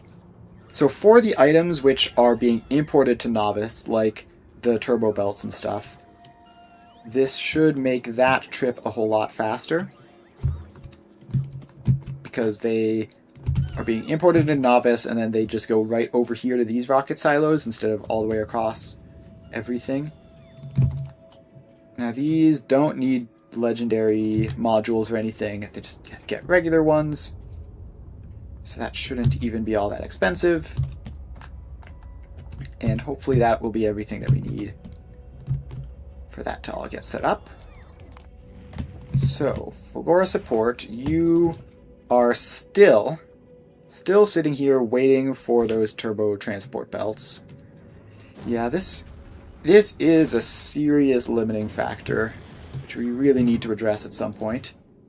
Also, are you picking up beacons from Novice to take to Fulgora? Why are you doing that? Oh, legendary beacons probably, I guess? I don't know. That's weird. But I assume I knew what I was doing when I set that up. And if I didn't, then it's probably not that big of a deal anyways, so we can just live with it. I just need these requester chests and bulk inserters to get up there. Fulgora Fast is also here, and it is picking up all those red circuits that it constantly needs to be doing. And Fulgora support... Okay, you're still waiting for turbo transport belts. We have 50 in the hub now, which hopefully means we don't have to wait much longer. Did you just now drop off some of your legendary red circuits? That's incredibly weird. You should be probably doing that around the clock, unless we've caught up and we don't need that many more. No, we definitely need more. We do have a good chunk, though. So yeah, I don't know what's going on with that. Hopefully nothing too serious. Have the transport belts shown up? Most of them are here. Most of the transport belts are here. And these guys are getting set up now. So they just need to get all that stuff through, and let's put a buffer chest here with like 1,000 of each of those, just so that they don't have to be taking huge numbers through from super far away. Alright, can this be 1,000? Okay, so this box has 1,000 of each, and should be more than enough to just fill all these guys, which we will set to request from buffer chests. And just paste that across to all of these. And then the drones should have everything there handled. Oh, this Roboport is going to need a power pole to reach that last little gap. Okay, so that should be fine. Our red circuit supply is actually kind of okay, it looks like. Let's go up to look at the module production to see how that's going. Okay, it's still pretty awful, but could be a whole lot worse. Could be a whole lot worse is a pretty common thing to have. Okay, yeah, Fulgora now has everything except the stack inserters and the requester chests. So we just need Fulgora support to make this trip, and it is on its way, and it is most of the way over here. So, does this planet request the things that we want it to be requesting?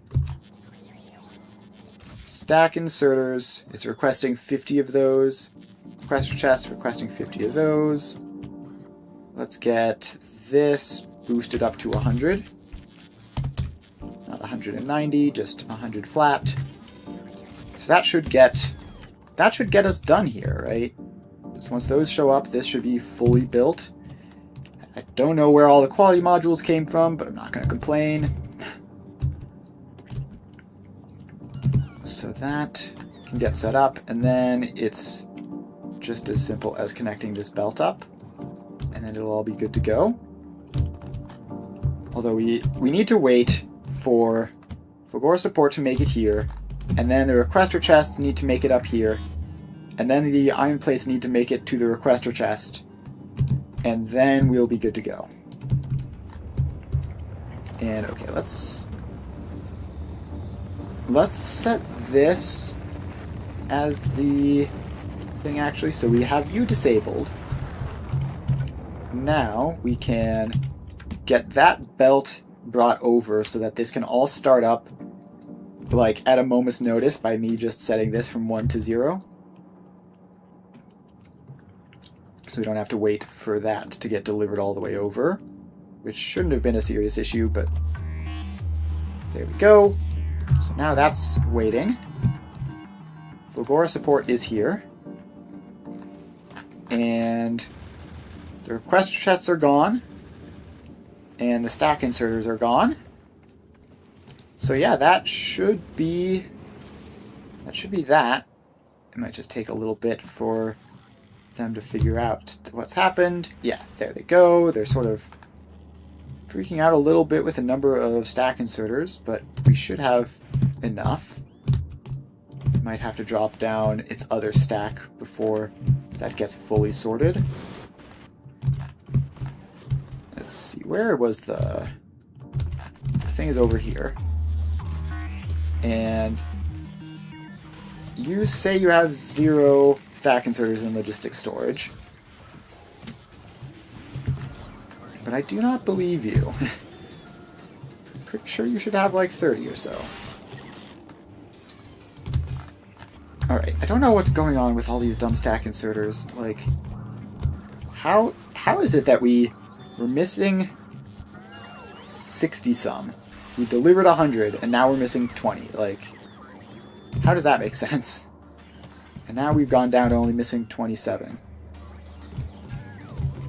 Okay, so this is now built up.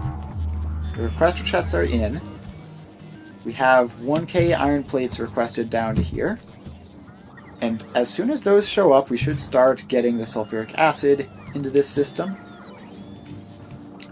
And where are the stack inserters that we're actually missing? Okay, it's currently just like these 3, but no, it did figure it out. They've all been assigned.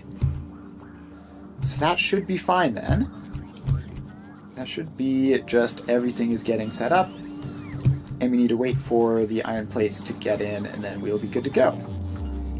So we're going to give the iron plates just a little bit to sort of show up and fill things a little bit. Actually, also we have legendary productivity modules for like this exact purpose. So let's just make those a little bit more efficient, just so that the iron plate throughput isn't as much of an issue. I noticed that this one was using like 2/3 of its iron plates at any given time. Alright, so this still 1K delivered, still waiting on any of them to show up. And these drones here are carrying iron plates. They look like they're carrying them up to there. And we do have spare logistics bots, so there's definitely some drones somewhere assigned to this job. Just might take a minute or two. And once those show up, we're gonna burn through them really fast at first until we get the sulfuric acid all sorted out and stabilized, and then the rate at which we use iron plates should slow to meet demand, and then we should be fine. So this is all going, just regular checkup here. All of these are spinning around, and you have a full rocket ready to launch. And a little bit of spare, though not that much. Alright, so over here, no iron plates yet. How long does it take for an iron plate to get over here from wherever it's coming from? It says there's 1,000 on the way, so it should realistically be like any second now. But all these drones delivering iron plates are just bringing them to here first, which is quite concerning. How is it this slow? Like, where are they coming from? Like, down here? Not coming from down here, right? That would be an inconvenient place for us to be getting our iron plates from. Oh, that's totally where they're coming from. Okay. Yeah, they're coming from here. At least a lot of them are. So, that is inconvenient. But it looks like... surely some of these, yes. We have sulfuric acid.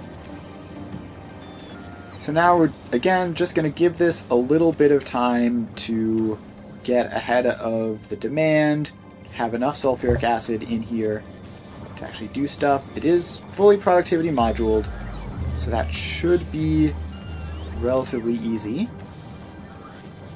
And I don't know what all those drones were doing just now, but it should be fine. Alright, so now we have 72 spares, and somehow all this sulfuric acid is like not filling up at all. Like, I guess we have to fill up all of these individual machines as well, but it's not filling the pipes up super fast. But now it is. So now the pipes are up to the mid-20s. Alright. And we have 200 spare iron plates in there. This is all working out nicely. Okay, let's get this booted up. So we set this to enable on 0 and disable on 1. The blue circuits come in, and now this gets started. So the blue circuits get recycled down to red and green circuits. Then they go over to these lines, where they get crafted back into blue circuits, and that process just continues forever, until eventually they get lucky and their rarity increases, and then they make their way up the chain.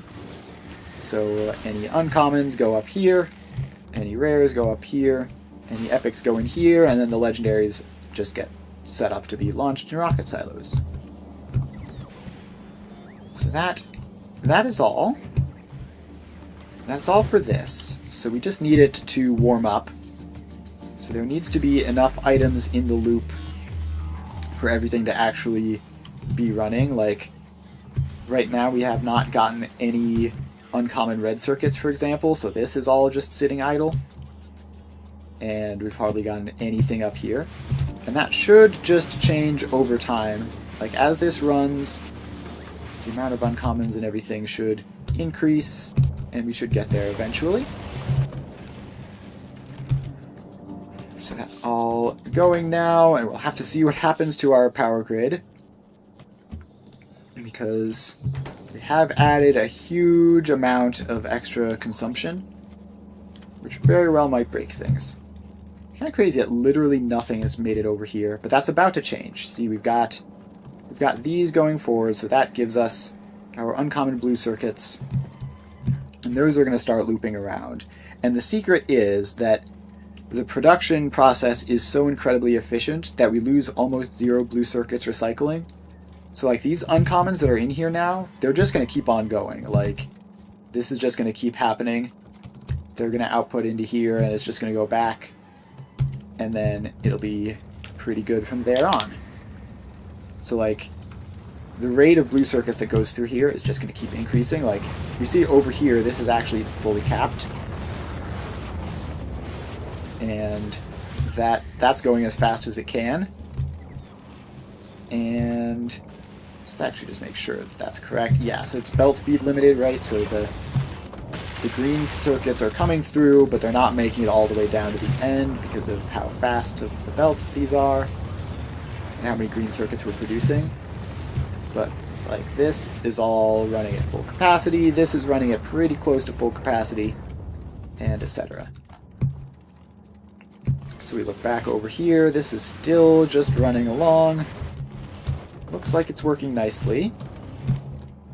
And obviously it's way too early for this to have actually produced any meaningful results. But it'll get warmed up, and it shouldn't take that long for it to get warmed up. And then we should be all good to go from there onwards.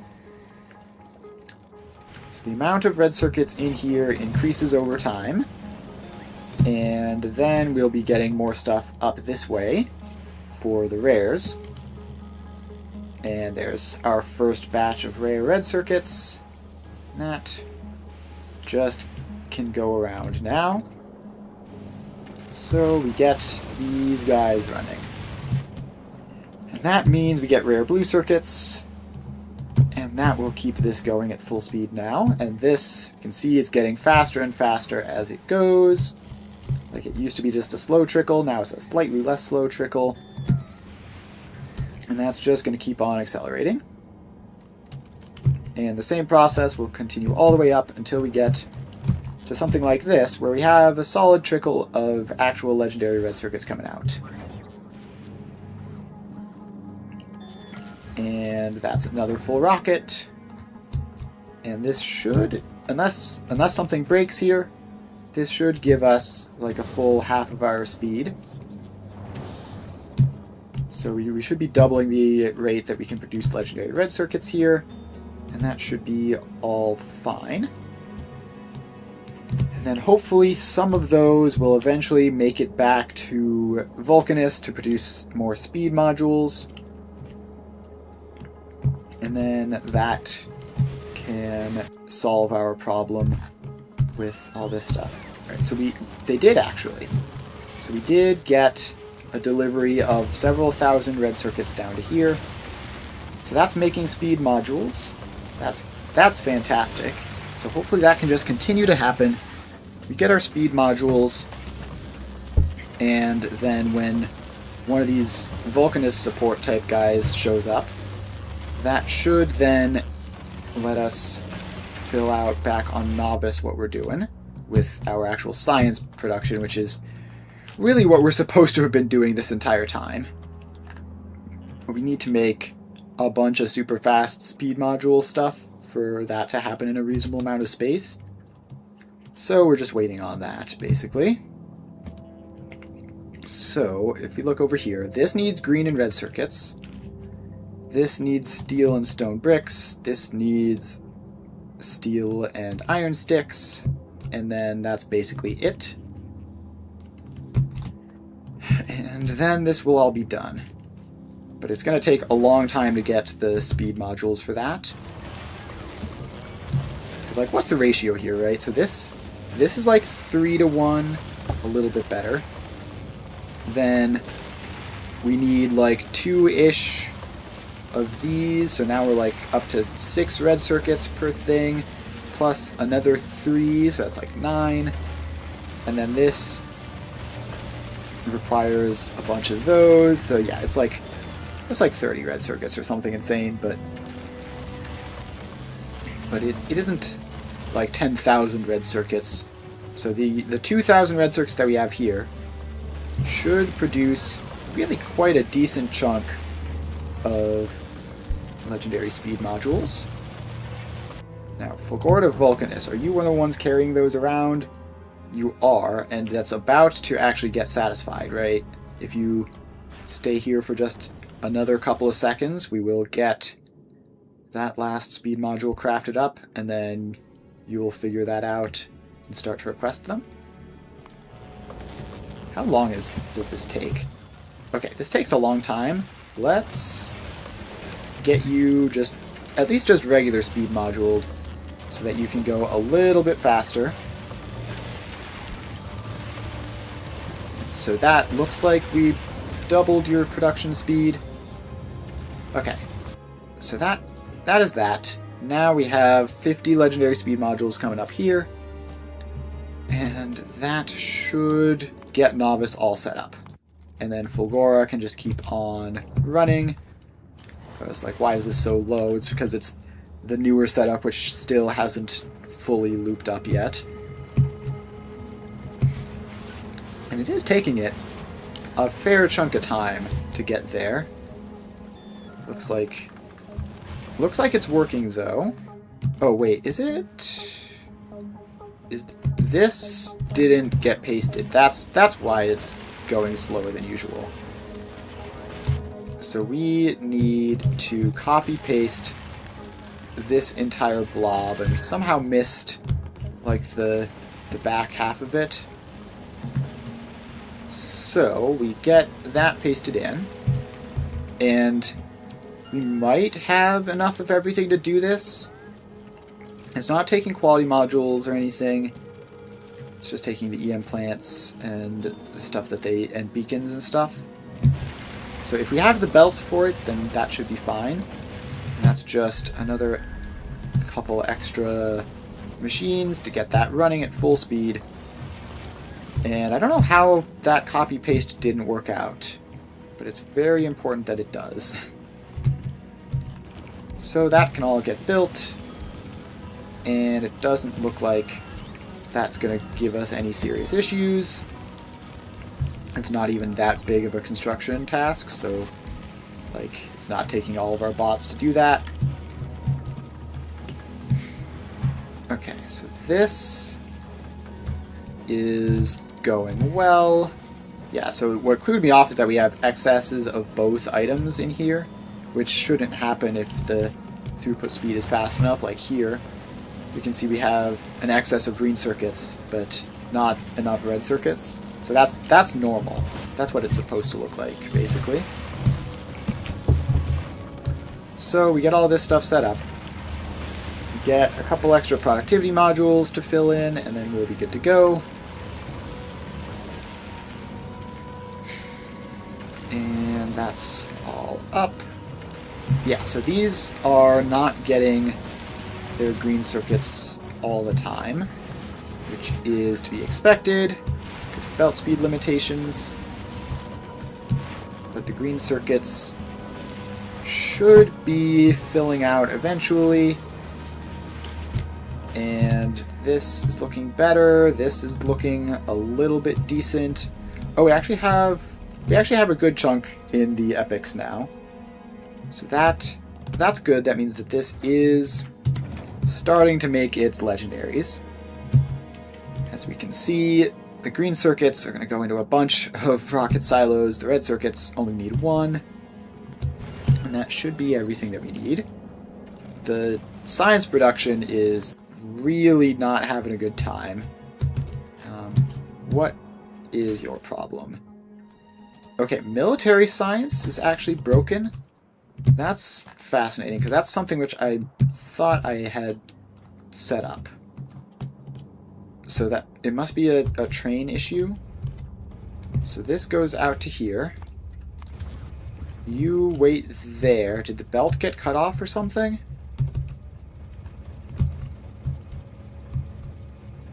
Okay, yes. This belt here is not connected up like that. Is that the only place that happened? Probably. Okay, so aside from that, aside from that weird little issue, all the rest of these machines should be doing fine. It's production science that they're waiting on, looks like. So that is unsurprising, because that's what we expected to see. Let's just use the last chunk of production science that we have built up by getting the black and blue science through. So that is problem fixed. So, production science. You are this stuff over here. You still need your speed modules to show up, which Fulgorda Vulcanus has 50 legendary speed modules, and it's doing fine on that front. Can we actually set this up? No, so we only have like 40 some there at the moment. I will set this up to 100, just for the future. And then you can just immediately leave, no need to wait for that. Actually, no, you go to novice. While we're doing this manually, let's just hijack things so we get our speed modules through and we can start looking at stuff better. So those speed modules should come down here, and it should be fast because this is a long, skinny thing with good engines. And then that should get down to novice, drop off the speed modules, and let us continue working on all this. So in terms of the inputs, we are expecting this to be somewhere along the lines of 10 to 15 times faster than it currently is. So we need green circuit and red circuit inputs. Can we get those just on 2 different belts? It's going to be like 16. Maybe with legendary long-handled inserters it's possible, and it would make it so much easier. So let's get that set up. So we also have enough space to do something like that, where we have a couple of them in. And then you get a stack inserter, and then we get power poles there and there. And let's move the power poles to be set up by the beacons, because that's normally a good place to put them. Okay, so this is something along the lines of what we're looking at here. And I don't know how many of these we're going to need, but let's get a couple in. Actually, we need to... Okay, we actually need to cut this and place it a bit lower, because we have input stuff up there that I don't want to mess with. So let's just expand that out to 4 buildings for now, and then we'll see what it looks like once we're done with the speed modules. Fulgorda Vulcanus is here. The speed modules have been dropped off, and they've been registered as being present, I believe. So we connect the power up, and now we just wait for the speed modules to show up, which... Okay, they haven't been registered as being present. Where did they go? They're not in here anymore. So they must be here. Is there some other massive demand for legendary speed modules here on Novice? No, it just took a while. It just takes a while for them to get dropped down. And now the numbers that it thinks it has are going to do weird things. I believe we should have enough for all or close to all of this. If not, then we'll have to dismantle some so we can get a good look at what one singular machine looks like. Okay, so it currently thinks we are too short. And this... Okay, this is already up to 5.2 without an entire second beacon. And I don't know if it's actually delivering those or not. Based on hovering over them, it seems like it has all of them, because they've disappeared from the missing materials for construction category. You aren't carrying any of those, right? Right, so that's not going to happen. So this is 8 each, and we need 40, which means we need 5. So let's just copy-paste one more of those guys in. And this is the productivity modules that we need. So then, we just shove that onto this belt on the other side of the electric furnaces, and that gives us both items on one belt, and should be fine. Okay, so productivity modules are in. Next up, we can start working on the green and red circuits, I guess. Yeah, let's do red circuits next, then green circuits, then we can do the steel and stone and iron sticks and stuff. Alright, so red circuits are next up. I believe we have a couple setups of red circuits just sort of around this area because it's commonly needed. So you have red circuits down here, and these machines are like 25 each, but that's with an extra beacon. Okay, so let's just... This is not going to be easy to copy paste. I was hoping to just copy paste that, but it's a weird shape, so I'm not going to. So we will get legendary EM plant, beacon on either side with speed modules, and thank goodness productivity modules. We can actually use them for once. And you make red circuits. And if that was like 25 with an extra beacon, it's probably going to be something like 20 without the extra beacon. So we are going to need like 7 or 8 of them. So let's just assume 8, and then if we only need 7, then that will be great. And we will do those all in one big row because it still well fits within sort of the space constraints of what we're doing here. Okay, so we have that set up. Let's get power poles down here for this first one, and then we need to figure out what the speed is going to be. So it has one output belt. Oh, not like that. I got tricked on the spacing because where the power poles were. So we need one output belt with a stack inserter. And then the productivity modules are in. The speed beacons and such aren't in yet. We're actually a couple of legendary beacons short right now, apparently. That's surprising. Don't we make those on site?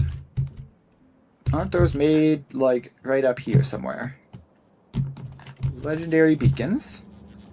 They are... How on earth are we missing... Okay, we aren't. It's just that this box is bad, so it's taking a long time to actually get them here. Okay, so we've just used too many legendary beacons recently that we've just drained out all of our supply, but they should get brought back soon. So yeah, this is like 20. And in terms of the inputs, we are going to have to... That's actually going to be kind of scuffed, isn't it? So we need three inputs, each of which are kind of fast. So we're just going to use this setup again. And that is like, we copy paste this. And we actually have to copy paste more specifically because This is a different type of building. So we copy paste that. We bring it down to here. Let's actually rotate you, because I think this is the direction we want this particular machine to be flowing from. So we have that. Then we paste it again to this one. And again, we have it rotated. And yes, we need these underground belts to just stretch one more than they otherwise would. And then that will be good enough. So now we copy paste this. And somehow, oh, because this one over here isn't set up right. Yeah, okay, so we need to copy paste you. Paste you like that. Oh, I see. These in the part that we're copy pasting need to be shoved over one. So that, I just undo deconstruction instead of clicking copy. So this now, finally, should stack up. Are these belts just randomly pointing the wrong way? Yeah, why are you doing that? Why would you think that that's what I wanted you to be facing? Alright, you face that way. That gets copy pasted. And now we just go in. And that should be everything. Okay, now Novice is low on legendary stack inserters and beacons and speed modules. Okay, that is a massive pain. So the beacons have got to be something which just like shows up over time. And the stack inserters should be the same. Let's just check. Legendary stack inserter production is actually broken. So you aren't getting enough legendary jelly. Okay, so we need more legendary jelly in order to get this all to work. Where is our legendary jelly supply that's doing this? It's this stuff over here, and it is working, but just slowly. Alright, so basically what's happened here is we've just done too much stuff too quickly, and like all of our setups have fallen a little bit behind. We could also use more jelly nuts in here. That would help. But yeah, there's actually not really, like, aside from embarking on a massive, like, production expansion for multiple things, there's not actually much to do to fix this problem, aside from just, like, being patient and waiting for it to recover. Which is quite the issue, so this is going to slow us down a lot. But we'll hopefully just find other things to do that won't require as many resources, hopefully. But, like, the legendary stack inserters in here are mostly necessary, just... Actually, are they? These are 15... Yeah, no, these can just be regular stack inserters. These don't need to be legendary at all. So we can do that, and that saves a massive chunk of legendary stack inserters. So those all go in. The beacons are being constructed, and so that's just going to be something that we have to wait for. Maybe we can settle for regular beacons for some products at some point, if it's not too much of a difference maker. But we're probably just gonna have to wait for them. They're not that slow though, right? We can actually, if we go up here, can we just speed you up by setting this to request more legendary green circuits at once? So instead of requesting 20 of those, you're gonna request like 40 of them.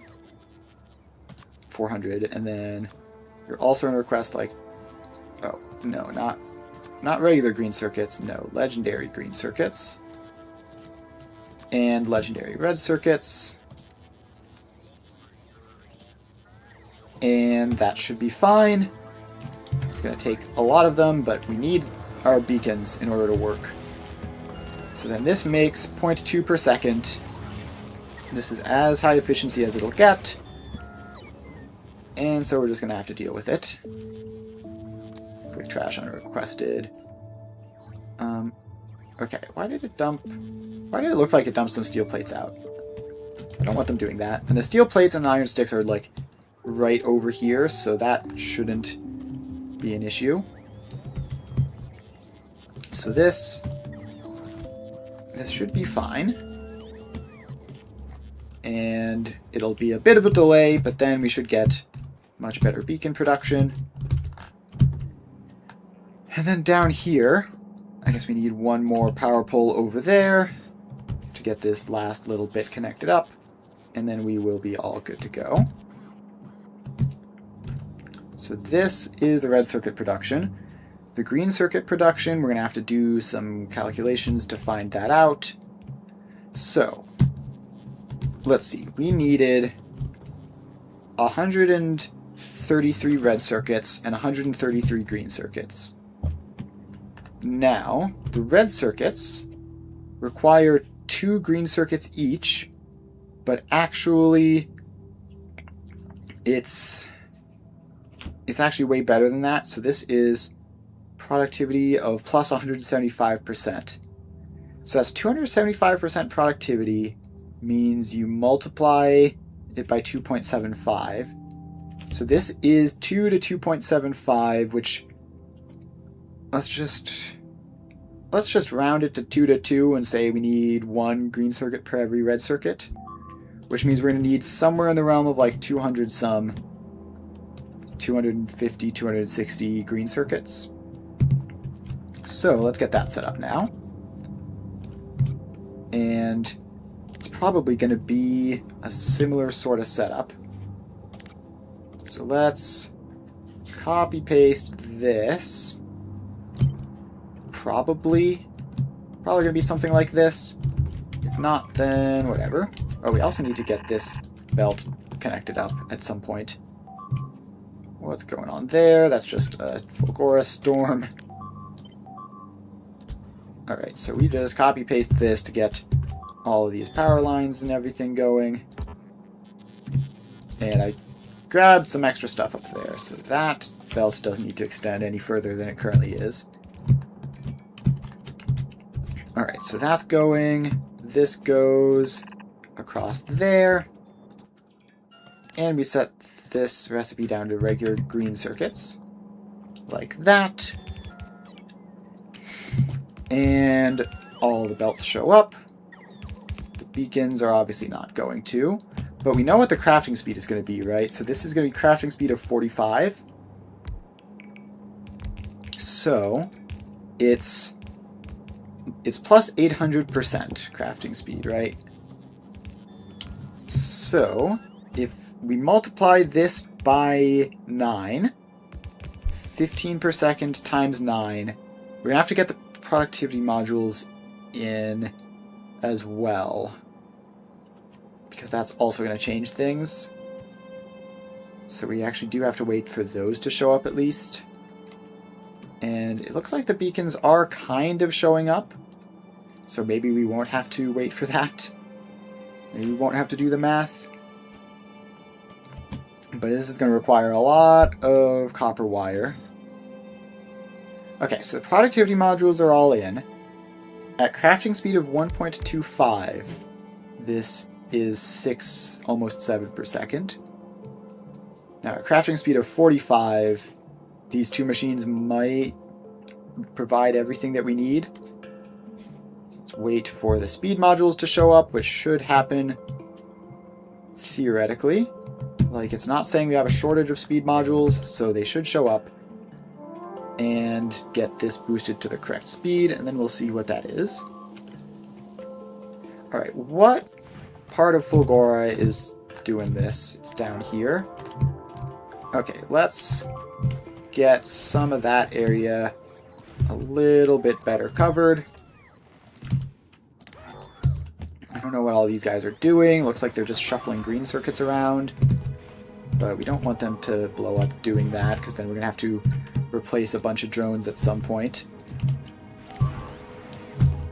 So that all goes down, and we are like almost at the point where we probably don't need to expand this much more further down. Like, might cover in that area, but that should be more or less all that we need. Maybe expand this area out. Actually, I don't know if this is covered at all. It might just be a giant hole in our protection up here. Yeah, let's get that covered, which should be quite straightforward. Just a couple of those guys, and then one last one up there, and that should be enough coverage for all of these. And I don't know what exactly they're doing with all their green circuits, but it looks like something here has gone wrong, right? So we don't have enough sulfuric acid. Why is that? Because we don't have enough ice. What happened here? What on earth happened there? Okay, let's get the Spidertron up there, which should hopefully make this a relatively quick fix. Somehow, that belt got disconnected. So the Spidertron... Okay, the Spidertron only carries that type of belt, so we'll just do that. Ice Cube is back in, and that should be functional again. Our setup here disabled the inputs before it could get completely swamped, so that's quite good. Very glad we did that. Saved a lot of effort. So now it's all going. And this should be up and running again. As should all of this stuff. Should still be working just fine. Yeah, that hasn't broken. Okay, so that's all good. Now we go back down to here. This one machine is doing 249 per second. Okay, so if we can get 272 copper wire into there, then we won't even need the second one. So let's just take all of this stuff out. And now we just... Okay, now we want... These don't need to be splitters or anything. Singular machine setups are so much nicer. So we just have 4 of these, probably. And then 2 of them are stack inserters, which are going to be feeding 240... Let's see, how many copper wires do we actually need here? So it's normally 3 to 1. Now it's 3 to 2.75. So if we need 200 some, let's say we probably need 300 some copper wire. And then obviously the iron plates, just 2 of these. I don't know. Let's make the iron plates also be 1 legendary, just so that we can.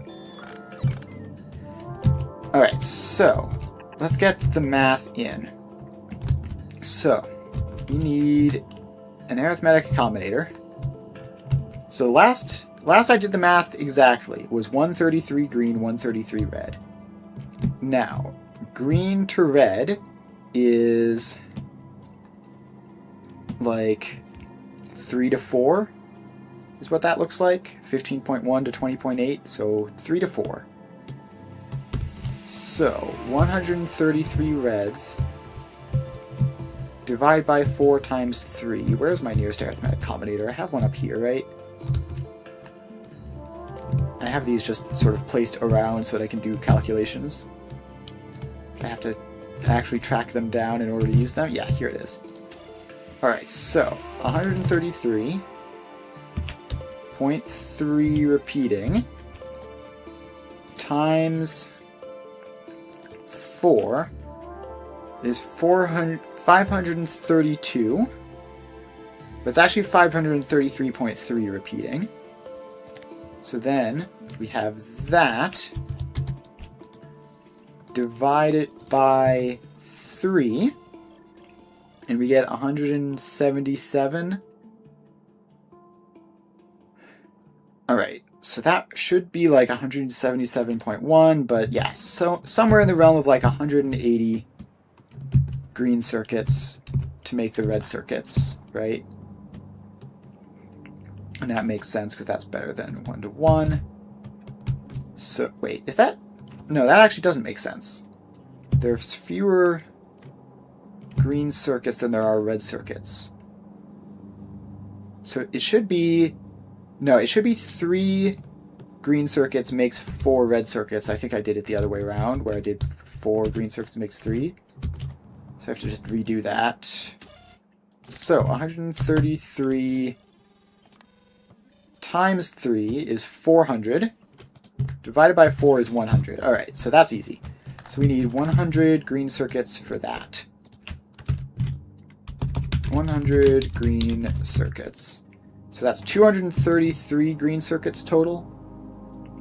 Right? 100 from there, 133 from there. So, one of these will work, first of all.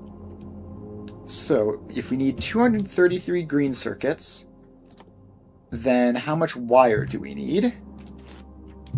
We need 3 cable per green circuits. But it's actually 3 to 2.75.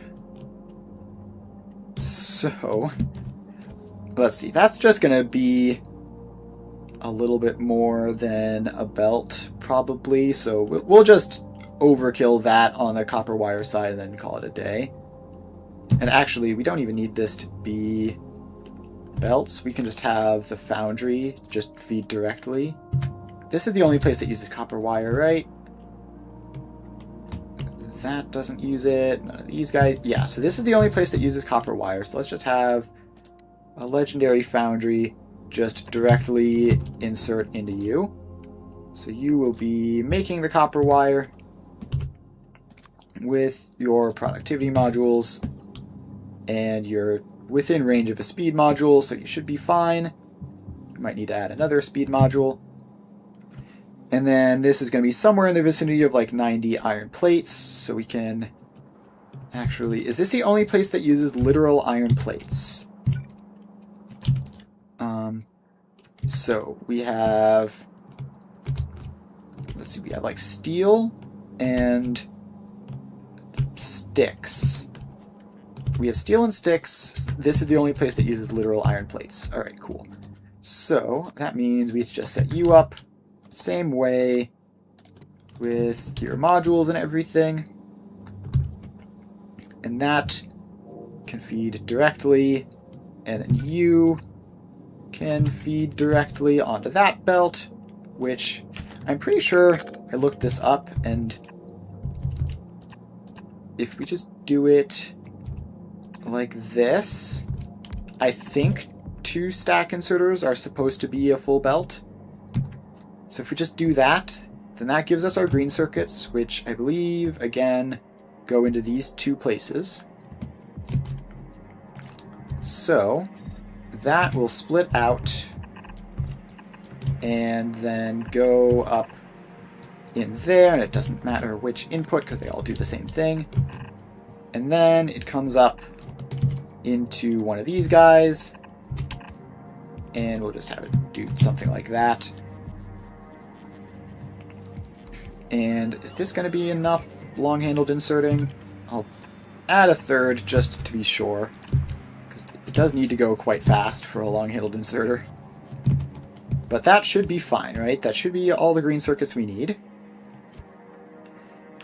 Okay, so there is there is more copper wire. It goes into the EM plants. Okay, so that is going to be, for the red circuit production, it is so it's twice as much red circuits, it's twice as much copper wire as green circuits.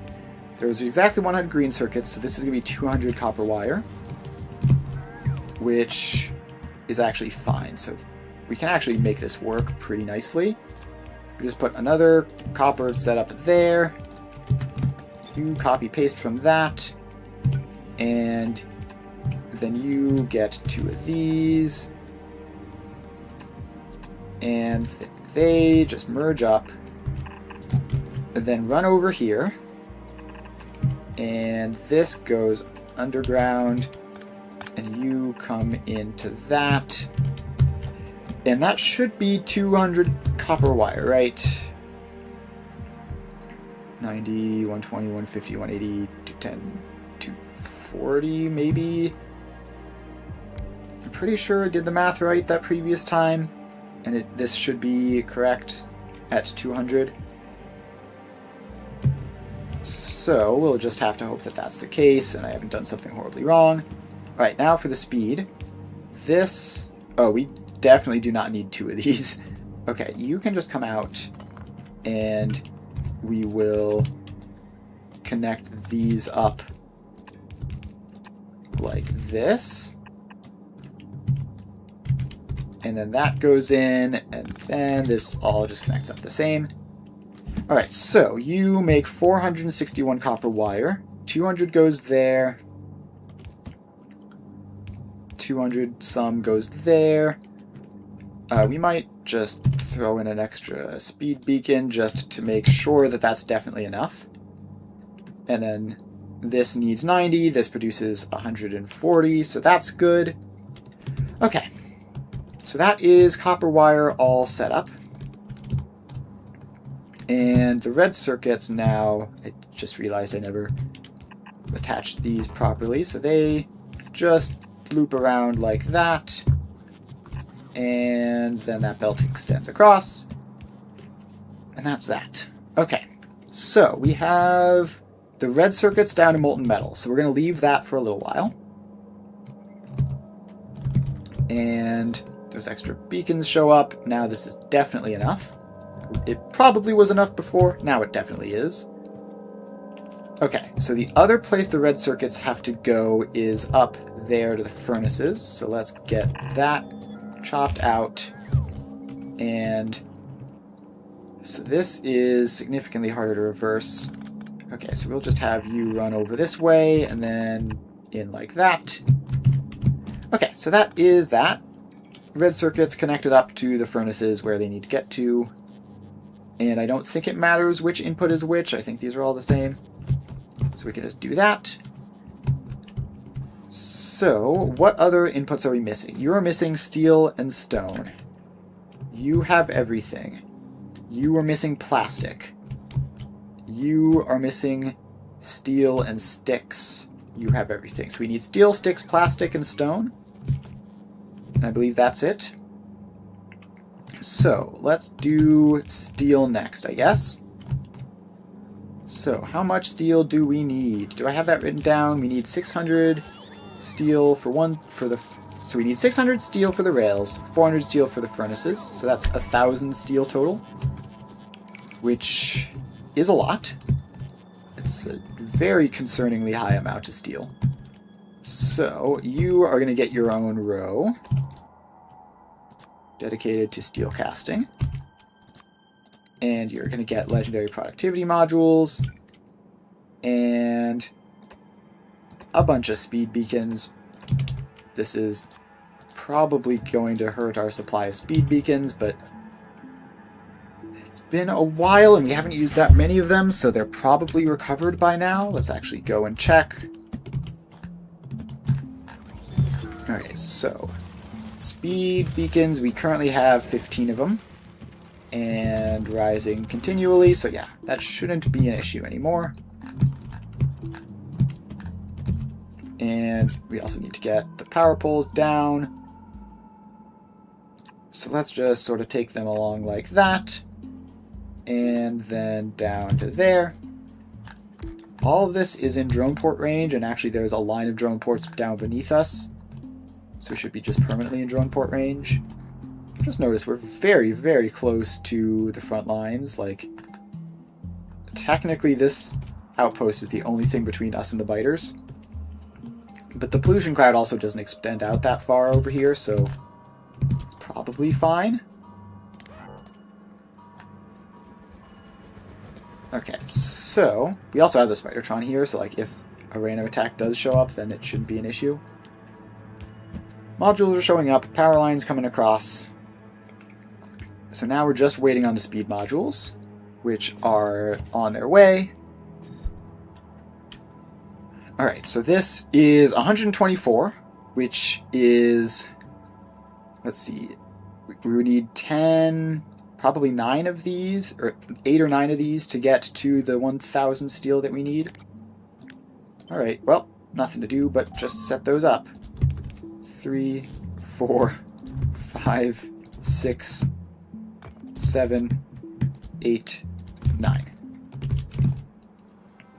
Alright, so we have all the foundries and everything for that, and we apparently have all the beacons, probably. Okay, so now we need to work out how we're getting this organized, and we also might need to shift this down a little bit more to have space for the output. Although actually we can just take the output around this side, which is I think the side it should be going in anyways. Yeah, so we should be fine then. Okay, so each of these is 124. So if we just avoid using legendary stack inserters, we can say that 124 is just 3 regular stack inserters. And there's a gap in our power pole coverage, so we actually want them to be more like that. So just... Actually, no, that doesn't work either, because then there's going to be a gap anyways. Alright, let's just use legendary power poles, which we have, because I thought maybe they would be cool. And they're, like, incredibly mid, but... we just pop these down every other, I believe. And that should be enough coverage. And it might even be enough coverage that we can just, like, ignore the power poles down here, which doesn't really matter, but would be mildly convenient, I guess. Alright, so this goes all onto the belt. That's 120, right? So then we take you down like this, and you're going to be on the far side of the belt. So we need one of you to be outputting to the right side of the belt. So if you go like this, then... Okay, wait, how about we just do this? Yeah, and then something like that, and then you go up and over, and then that works, right? So this goes on the left side, this goes on the right side, we're all good. Okay, so we have that. Now we copy-paste. And I guess we copy-pasted the legendary power pole in there as well, which we didn't really need to do, but it should be fine. Okay, so this 240, 480, 720, 960, last little bit of extra. Okay, so those are all set up, and it's going to be a long time before the legendary electrical poles get down here, but they do exist. There they are. Very good.